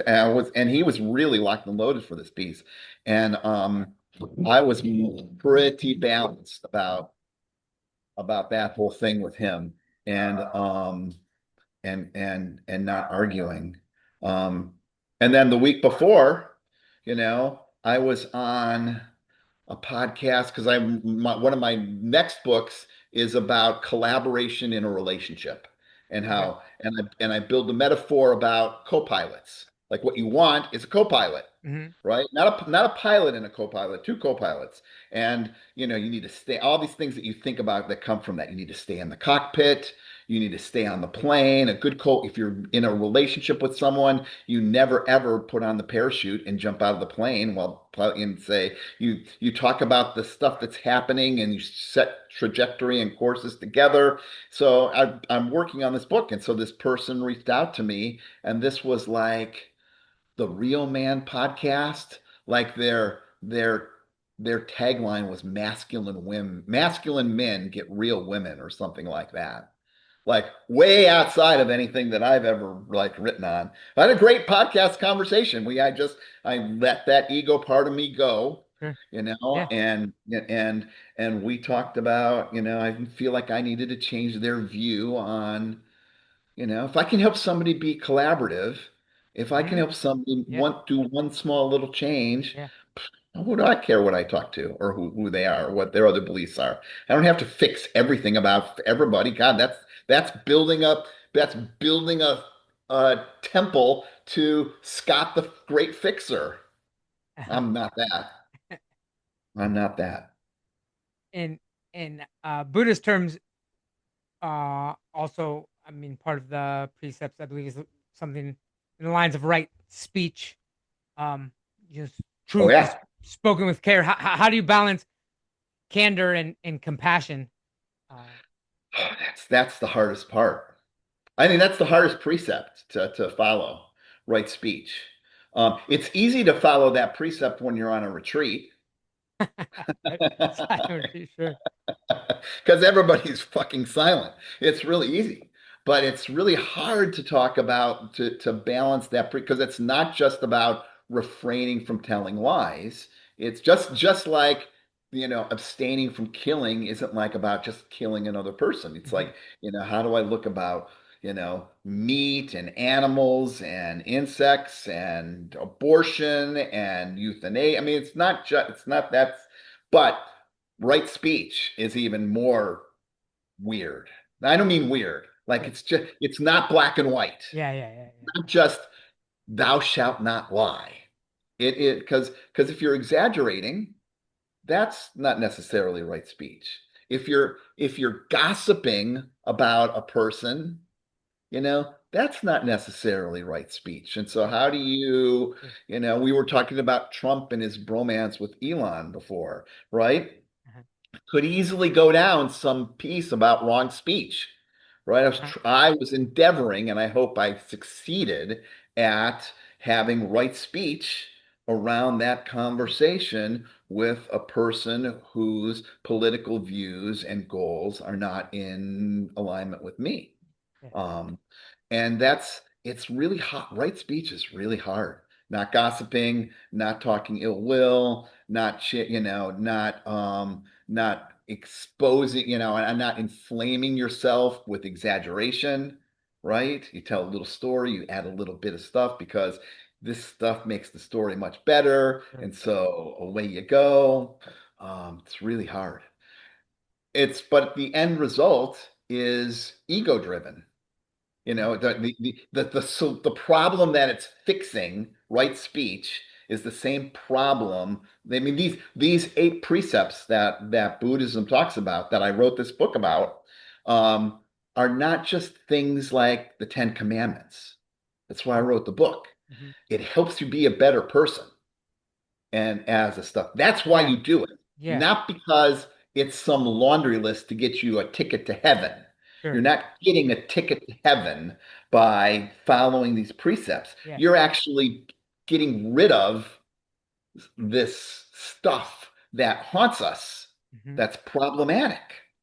Um, they think about what, again, we talked about this piece of like with Trump, what agitation you have to build in your life before you talk about ill will. yeah. What internal shit you need to create before you talk and gossip about somebody else and what a jerk they are or what this they are or how can they do this, you know. Um, we see people on YouTube videos. There's this, whole Karen phenomenon, right? You see these people that are indignant about God knows what the heck it is, right? Well, God, how miserable that person has to be Yeah. to generate that amount of agita to the outside world. You cannot do that without being completely miserable on the inside. I feel really bad for those people. Uh-huh. I mean, they're entertaining to watch, Yeah, yeah. but and then these people that you can see the inner agitation just build in these YouTube videos with these Karens because they're like, "You're not going to do that," and they just go Mhm, right. mhm. Um, it's and why did they go that way? It's because there's this inner agitation, and we laugh at it. And here's the piece: we laugh at it because there's a piece of ourselves that's a Karen. Oh, yeah. Yeah. There's a Karen in each of us. Yeah. We might not talk about it. We might keep us up at 3 o'clock in the morning, but Yeah. there's a Karen in each of us, and that's the truth. Yeah. Boy, you're like, what do we talk about next? We've Yeah, no, Yeah, no, well, I mean, I do. I mean, we started off. I jumped to that final, that like my project. This is my life project. This is my book that I'm writing about. Living a life for the death we hope to have. And there's a couple things that actually kind of some little segues back into this, because there's a lot of uh, yeah, it's kind of a whole approach on different levels. And now I forget exactly what we were discussing that did have segue back into that, because I'm interested now. I lost that train of thought. I lost it because I, because you got it's disengaged. just in case I was You follow disengaged. that motorcycle down that side street, and you're like, "What the hell are we Uh, talking about?" yeah. Um, yeah, absolutely. But when I think of let me just ask a little bit about of writing, because this kind of is tying back into the writing. I'm thinking about writing for Uh-huh. you. I know one of the things that makes you write is just you're doing it, so it's authentic. It's what it's not. You're not writing as an expert. You're writing as like A I'm like practitioner. experiencing. Yeah, yeah. And so aside. I mean, is that it? How do you decide what to write next, as far as is it It really is inspiration or what I'm, it is really what I'm passionate about. And right? I made this huge mistake. See, this is another thing. And see, this happened to me. Absolutely miserable. This must have been going on. This has been going on for years. This is when you think about it, this is crazy. This is absolutely crazy. Um, there's this thing out there that says, I don't know where it's who somebody made it up. That if you're going to write, what you should do is write for an hour every day. It's like if you're going to run, you should run, an hour every day or something. If you're going to meditate an hour, it's some arbitrary thing, Yeah, really. something arbitrary. And there's added on to this, and I don't even know if this is true. There's this story that Stephen King, you know, big horror author, all he does is write for every day. That's all he does. An hour every day, he writes. That's it. And then he goes about his business, but he writes an hour every day. So it almost becomes like, instead of what would Jesus do, it's like, what would Stephen King do? And so this fuels this attachment. Like real writers Yeah. write every day. I I belong to this mastermind group and we meet every week and set goals. I cannot tell you how many years I have endeavored to write every day and have completely and utterly and miserably, fantastically failed at that endeavor.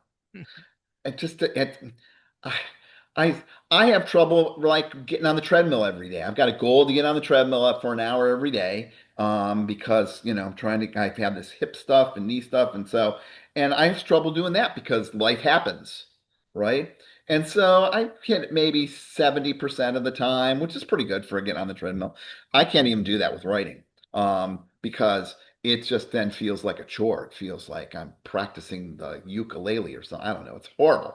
And I really resisted that because I built this idol, nice and shiny, polished. This is what a real what writer does. It's the Yeah. same thing we talked about coaching, where I'm like, it really creates misery when you focus on this vision and you're like, this is what it's going to mean when I get to this. This is what a perfect life looks like. You're not living, you're chasing this stuff. You're chasing the bucket list instead of being in the present. Mhm. And so I had this thing on the bucket list of, I didn't realize it, but it was like, this is what I need to do. I don't write that way. I am these last books, which are some of my best books, these books that I'm rewriting, they are like 3 o'clock in the morning, beer and Oreos. I feel sick to my stomach because I'm not even focused and I haven't really slept very well. Get it done kind of books. That when it's so if I'm lying in bed and I have this great thing that happens at 1 o'clock in the morning, I'm getting up and I'm writing. Polished my book. I mean, I can tell you in the last couple of this, one of my best books that I just, and I, it is Come As You Are 5 Years Later, just published like a month ago. And by far, it's my best book ever Like people have read it and they're like, this is the best thing you've ever written, which is saying something given that I've written 27 other books, Yeah. right? I mean, it's just like, and it's not like, oh, it's kind of good. They're like, this is huge. People have picked up the book and they're like, I cannot stop turning the pages on this book. It's Hmm. captivating, it's compelling, it's like everything that they're like, I can't believe this is amazing. I wrote that book at like 2 o'clock in the morning and struggling with this weekend binge writing, not sleeping, eating, all I ate all weekend long was Captain Crunch, and then came back to it. And that's what works around that, not this. And so I got to embrace that part because that's really who I am Hmm. and not resist that part. God, we spend so much time resisting, right? Yeah. I mean, it was literally like I was my writing, my writing an hour a day versus this, Captain Crunch, weekend crazy was like a gay man wanting to marry a woman, and then suddenly realizing like, oh my God, I'm gay. And oh my God, I'm gay. This is awesome. I resisted that. I needed to come out of the writer's closet, and be like, all right, yeah, I don't have to. I'm not doing this Stephen King thing. I don't even know Yeah. if it's true, Yeah. right? Yeah. Yeah. Yeah. But I'm not doing it. Yeah. Now, in Buddhist terms, I think you said something like restraint isn't repression; it's liberation. Yes. How did you come to reframe limitation as joyful? Um, Or it was really moving away from this vision of, we have that limitation and we're pushing it away. Comes back to equanimity. Mhm. Equanimity is where it's at, Yeah, period. I No wrote matter out what one you of come down to, the things what down. do you Equanimity is do? here. Yeah, How do you get rid of that restraint and that how does that become liberating? You stop pushing it away, sure. right? How does not getting this good thing, become liberating? You don't have to practice if you don't like your life. This is where we're really fucked up. Like this if you don't like your life, you don't have to come up with some 400 item gratitude list to recite every day. Hmm. You just have to like your life because it's the life that you have, right? Yeah, yeah, That's really it. You don't yeah, have to convince yourself and come up with this great thing about, well, let me be grateful about, let me, eh, you know, making this out of that, right? Let me turn my broken eggs into an omelet. I'm so grateful. It is what it is. If you have equanimity, you don't have to practice gratitude yeah. because gratitude is just a seed for grasping, Hmm. right? I'm grateful about this. I'm grateful. I'm grateful I have good kids. I'm grateful I have great kids. I'm grateful I have smart kids. I'm grateful my kids are respectful. Suddenly, one of those days, your kids are disrespectful, dumb, and bad, and your whole world crashes down because you spent your whole life practicing gratitude about how great your kids are, and they're not living up to that image that you and Donald Trump and me built for writing, and everything's like fucked up and you're unhappy. Like all ties together. We think it doesn't tie together. We think that, the rear tire of the car has nothing to do with the front tire of the car, and it has nothing to do with the tire pressure and alignment, and it's all separate pieces, and we try to address it separately, but it's all a car, all interconnected.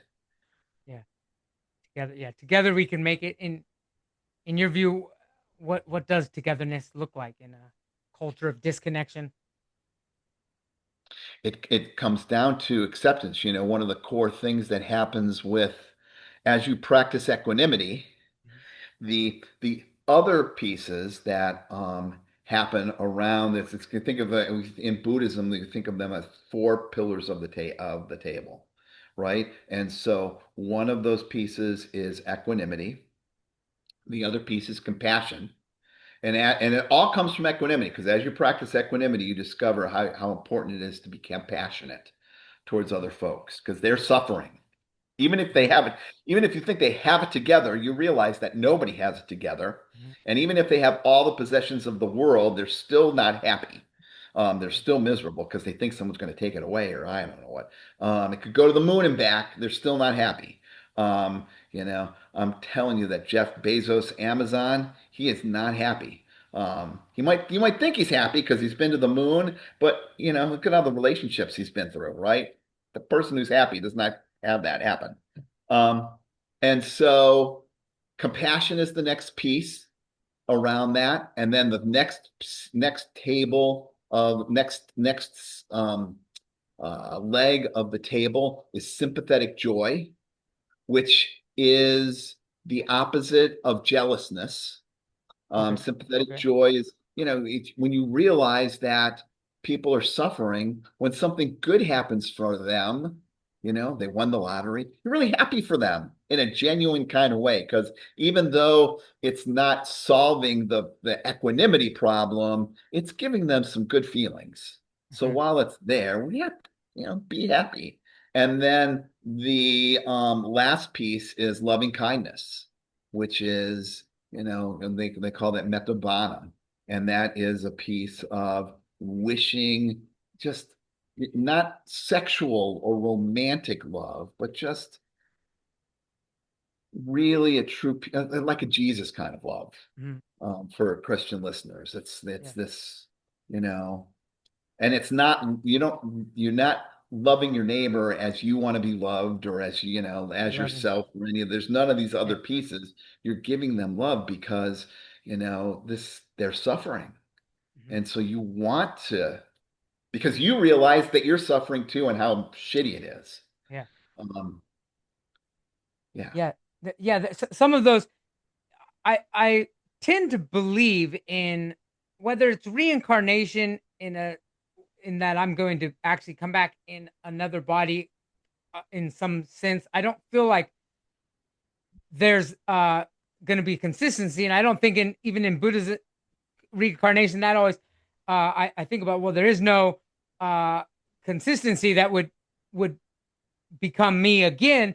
But I do believe, and it kind of leads back to the same concept I have with our, living for the death that you hope to have. That I just feel I feel like this idea that however we die, that is going to be pushed. That energy in some form is going to be like pushed forward, and I think of it in reincarnation terms just because it's easy to grasp, and just think like that's however you end this life is like that's how you're going to start the next one or whatever sort of thing. So, and that's how I always come back to these things that the resentment, the shame, regrets, and unfortunately, there's a new one that I've just realized watching my mother as she's with dementia. Although it's funny because I'm thinking actually she's not going to die with resentment, shame, or regret because she's losing all her memory. But there could be another one that would be terror.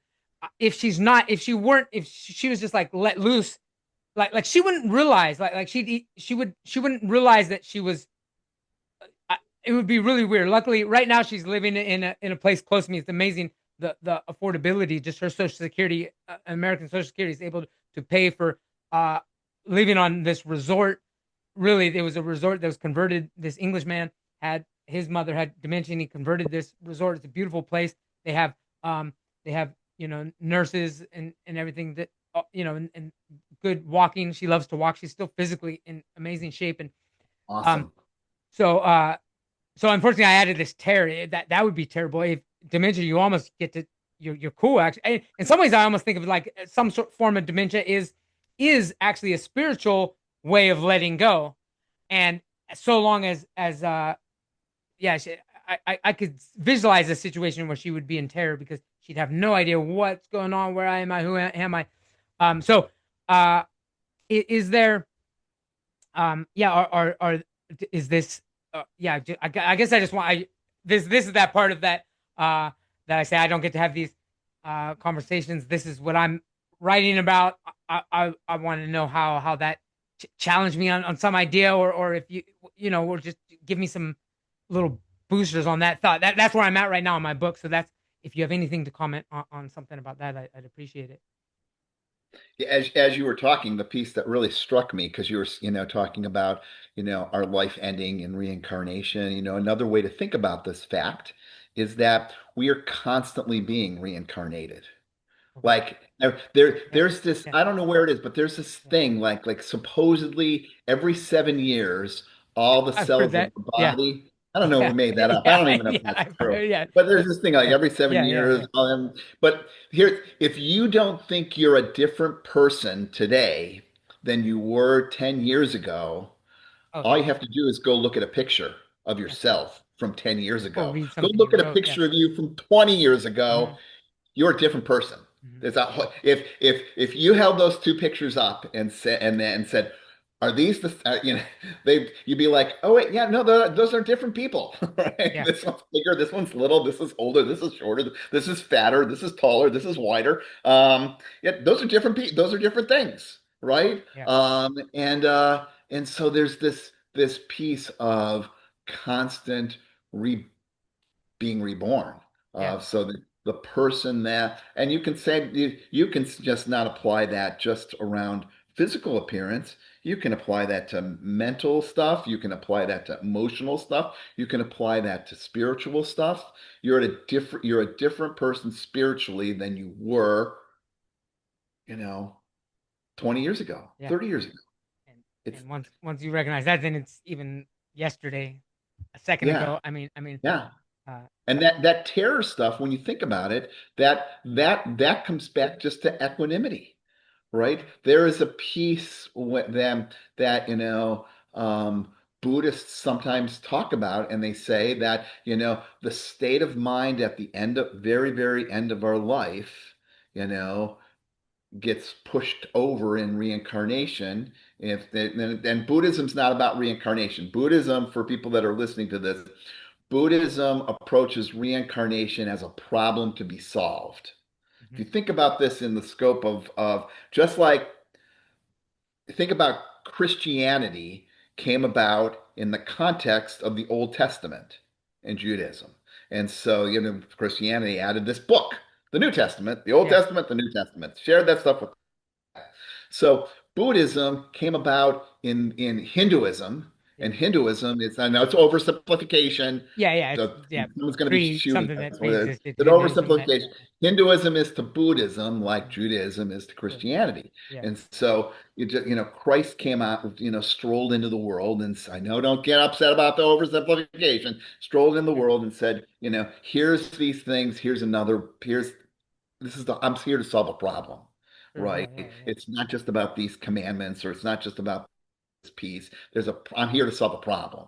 But the Buddha was there to solve a problem, and part of that problem, was within the context of Hinduism and reincarnation. It was a Stuck in the central cycle tenet, for. it is a Yeah. central tenet of Hinduism, and so he approached,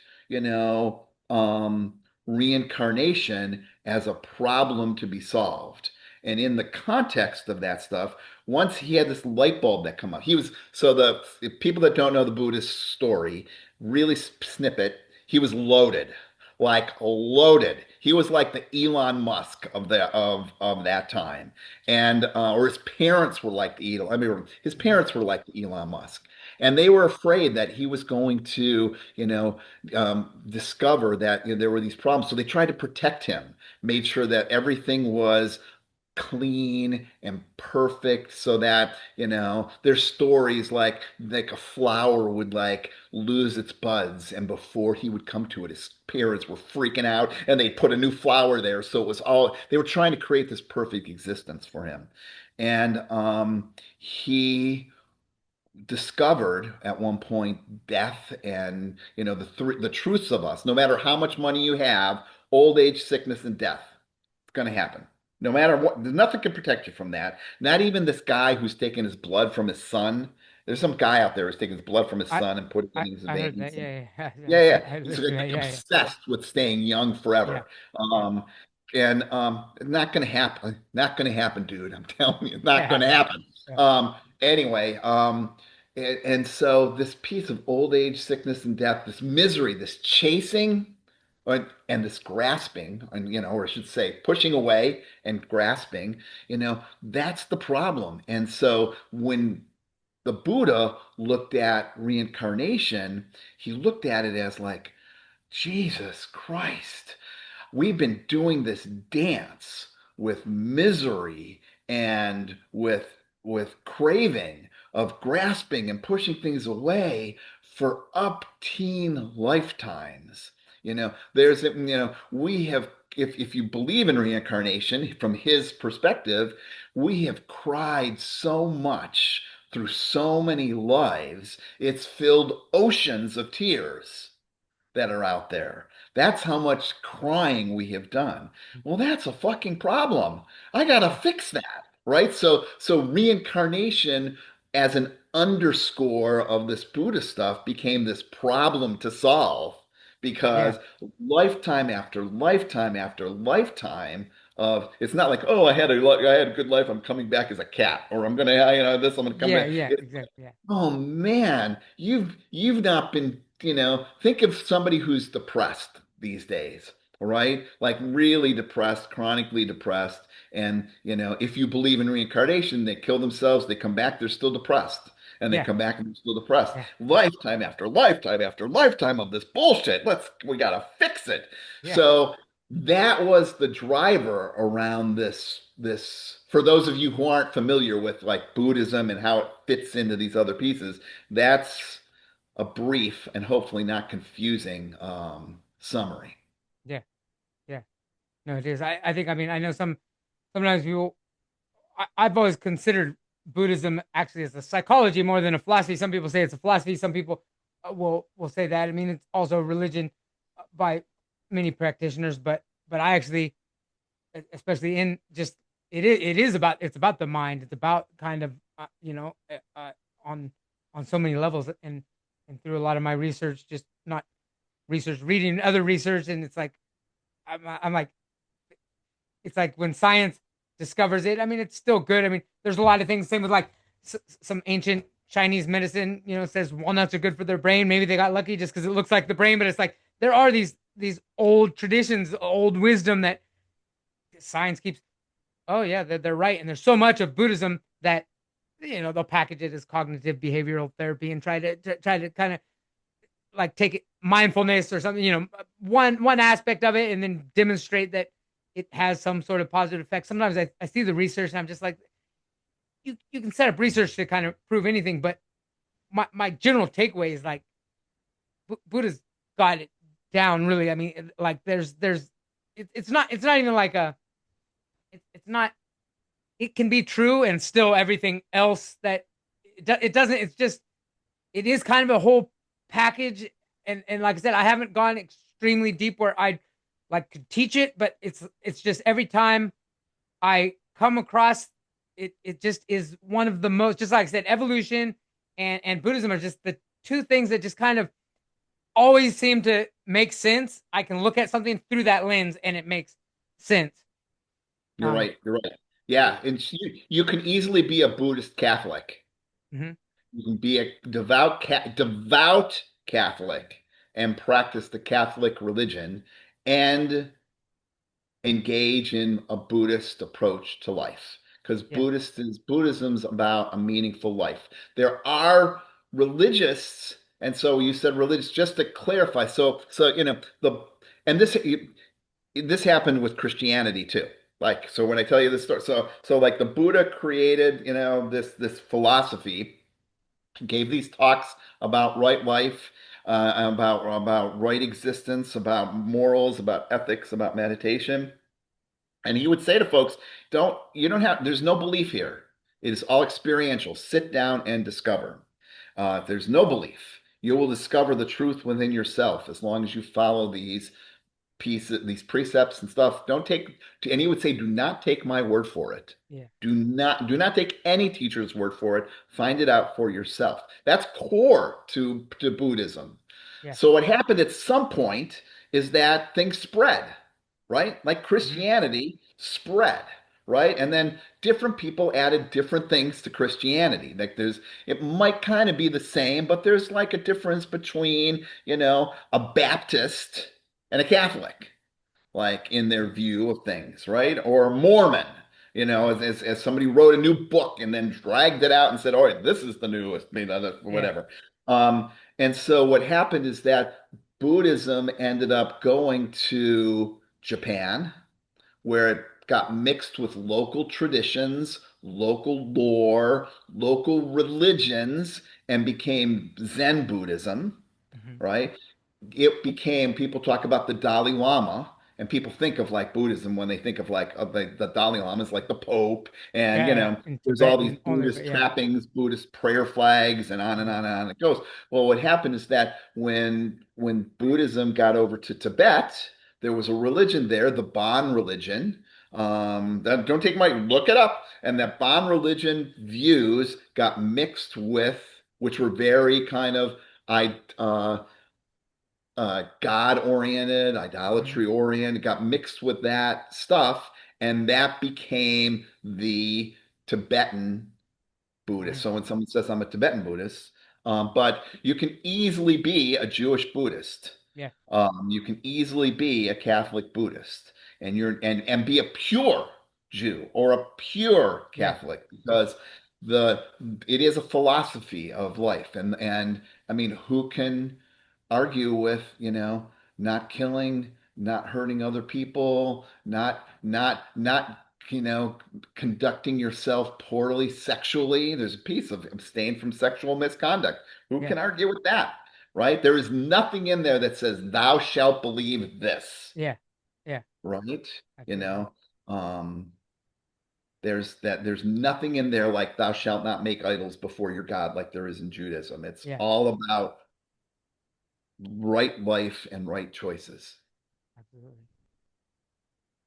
Yeah. Yeah. On that, the yeah, here in Thailand, Theravada Buddhism, it was there's more of a like a real spiritual. Before they had, believe in all these animal spirits and ghosts and stuff. So everybody has the spirit house, and I don't challenge the Thais that much, but even if Thais believe and they are Buddhist, I mean, we're a Buddhist country by all means, and I really like their Buddhism as well. And but it is adapted to Thai culture, which before it came, they had these spirit houses. Those were actually part of another animism of some sort, and I think, yeah, Buddhism can naturally, it like I said, I mean, it can be introduced into a society that already has these other beliefs, and not those beliefs don't necessarily contradict the core element of what there is. Right, right, So, right. yeah. So it became different, right? It's Hmm. like it's like here in America, people like Chinese food, right? It's not Chinese food. Yeah. It's that Yeah. that's not Chinese food. Yeah. And I mean, you're not going to get, sweet and sour pork in China. Yeah. They're not going to give you a fortune cookie. Yeah. That's all American bullshit that got Yeah. added on to Yeah. whatever. So Yeah. it's like, there was a point where Chinese food came Yeah. over, but Yeah. somebody at some Yeah. point said, Yeah. let's make this right. And so now we've got this perception of what Chinese food is in America, and that's not Chinese food, Yeah. Yeah. right? But yeah. In the same sense, when you look at Tibetan Buddhism and say, "Oh, that's Buddhism," that's not Buddhism. That's been, they added egg rolls, they added, pot Yeah. stickers and other stuff. Wontons and yeah. Right. Yeah. Yeah. Absolutely. Um, well, man, yeah. So maybe we'll end where all things do, All and right. not with a finish, but with a folding in to the breath, to the body, to the moment we've been avoiding, and the life we're still shaping. So thank you, Scott, for walking this path so vulnerably, and for training the spirit, not just the self, showing us how to evolve with awareness and die with nothing unlived. So until next time, may we each live in such a way that our death feels like a well-earned rest. Um, and yeah, any final thoughts? As far as any links you want to give, you don't have to say them now. Just send me an email or something. I can put them all in, because nobody's gonna like sit there and write down the things you Right. say. Though I did come across one part that you mentioned. Just you've kind of got the logarithm for Google with you with your name, just G I Scott Graham. do. So I'll put that in there, and that kind of links everything hopefully together. It does. It That does. kind of feels. So yeah, I I mean, really appreciated this last piece that you said. And that's the way to, I think, end this conversation until I come back again and we talk some more. yeah, That boy, that what what a profound life we would live if death truly felt like a well-earned rest. What a great way to say that. Thank you very thank you, much. thank you, thank you. Have a wonderful. It's nighttime for me, so have a wonderful night. You have a good day. Yeah.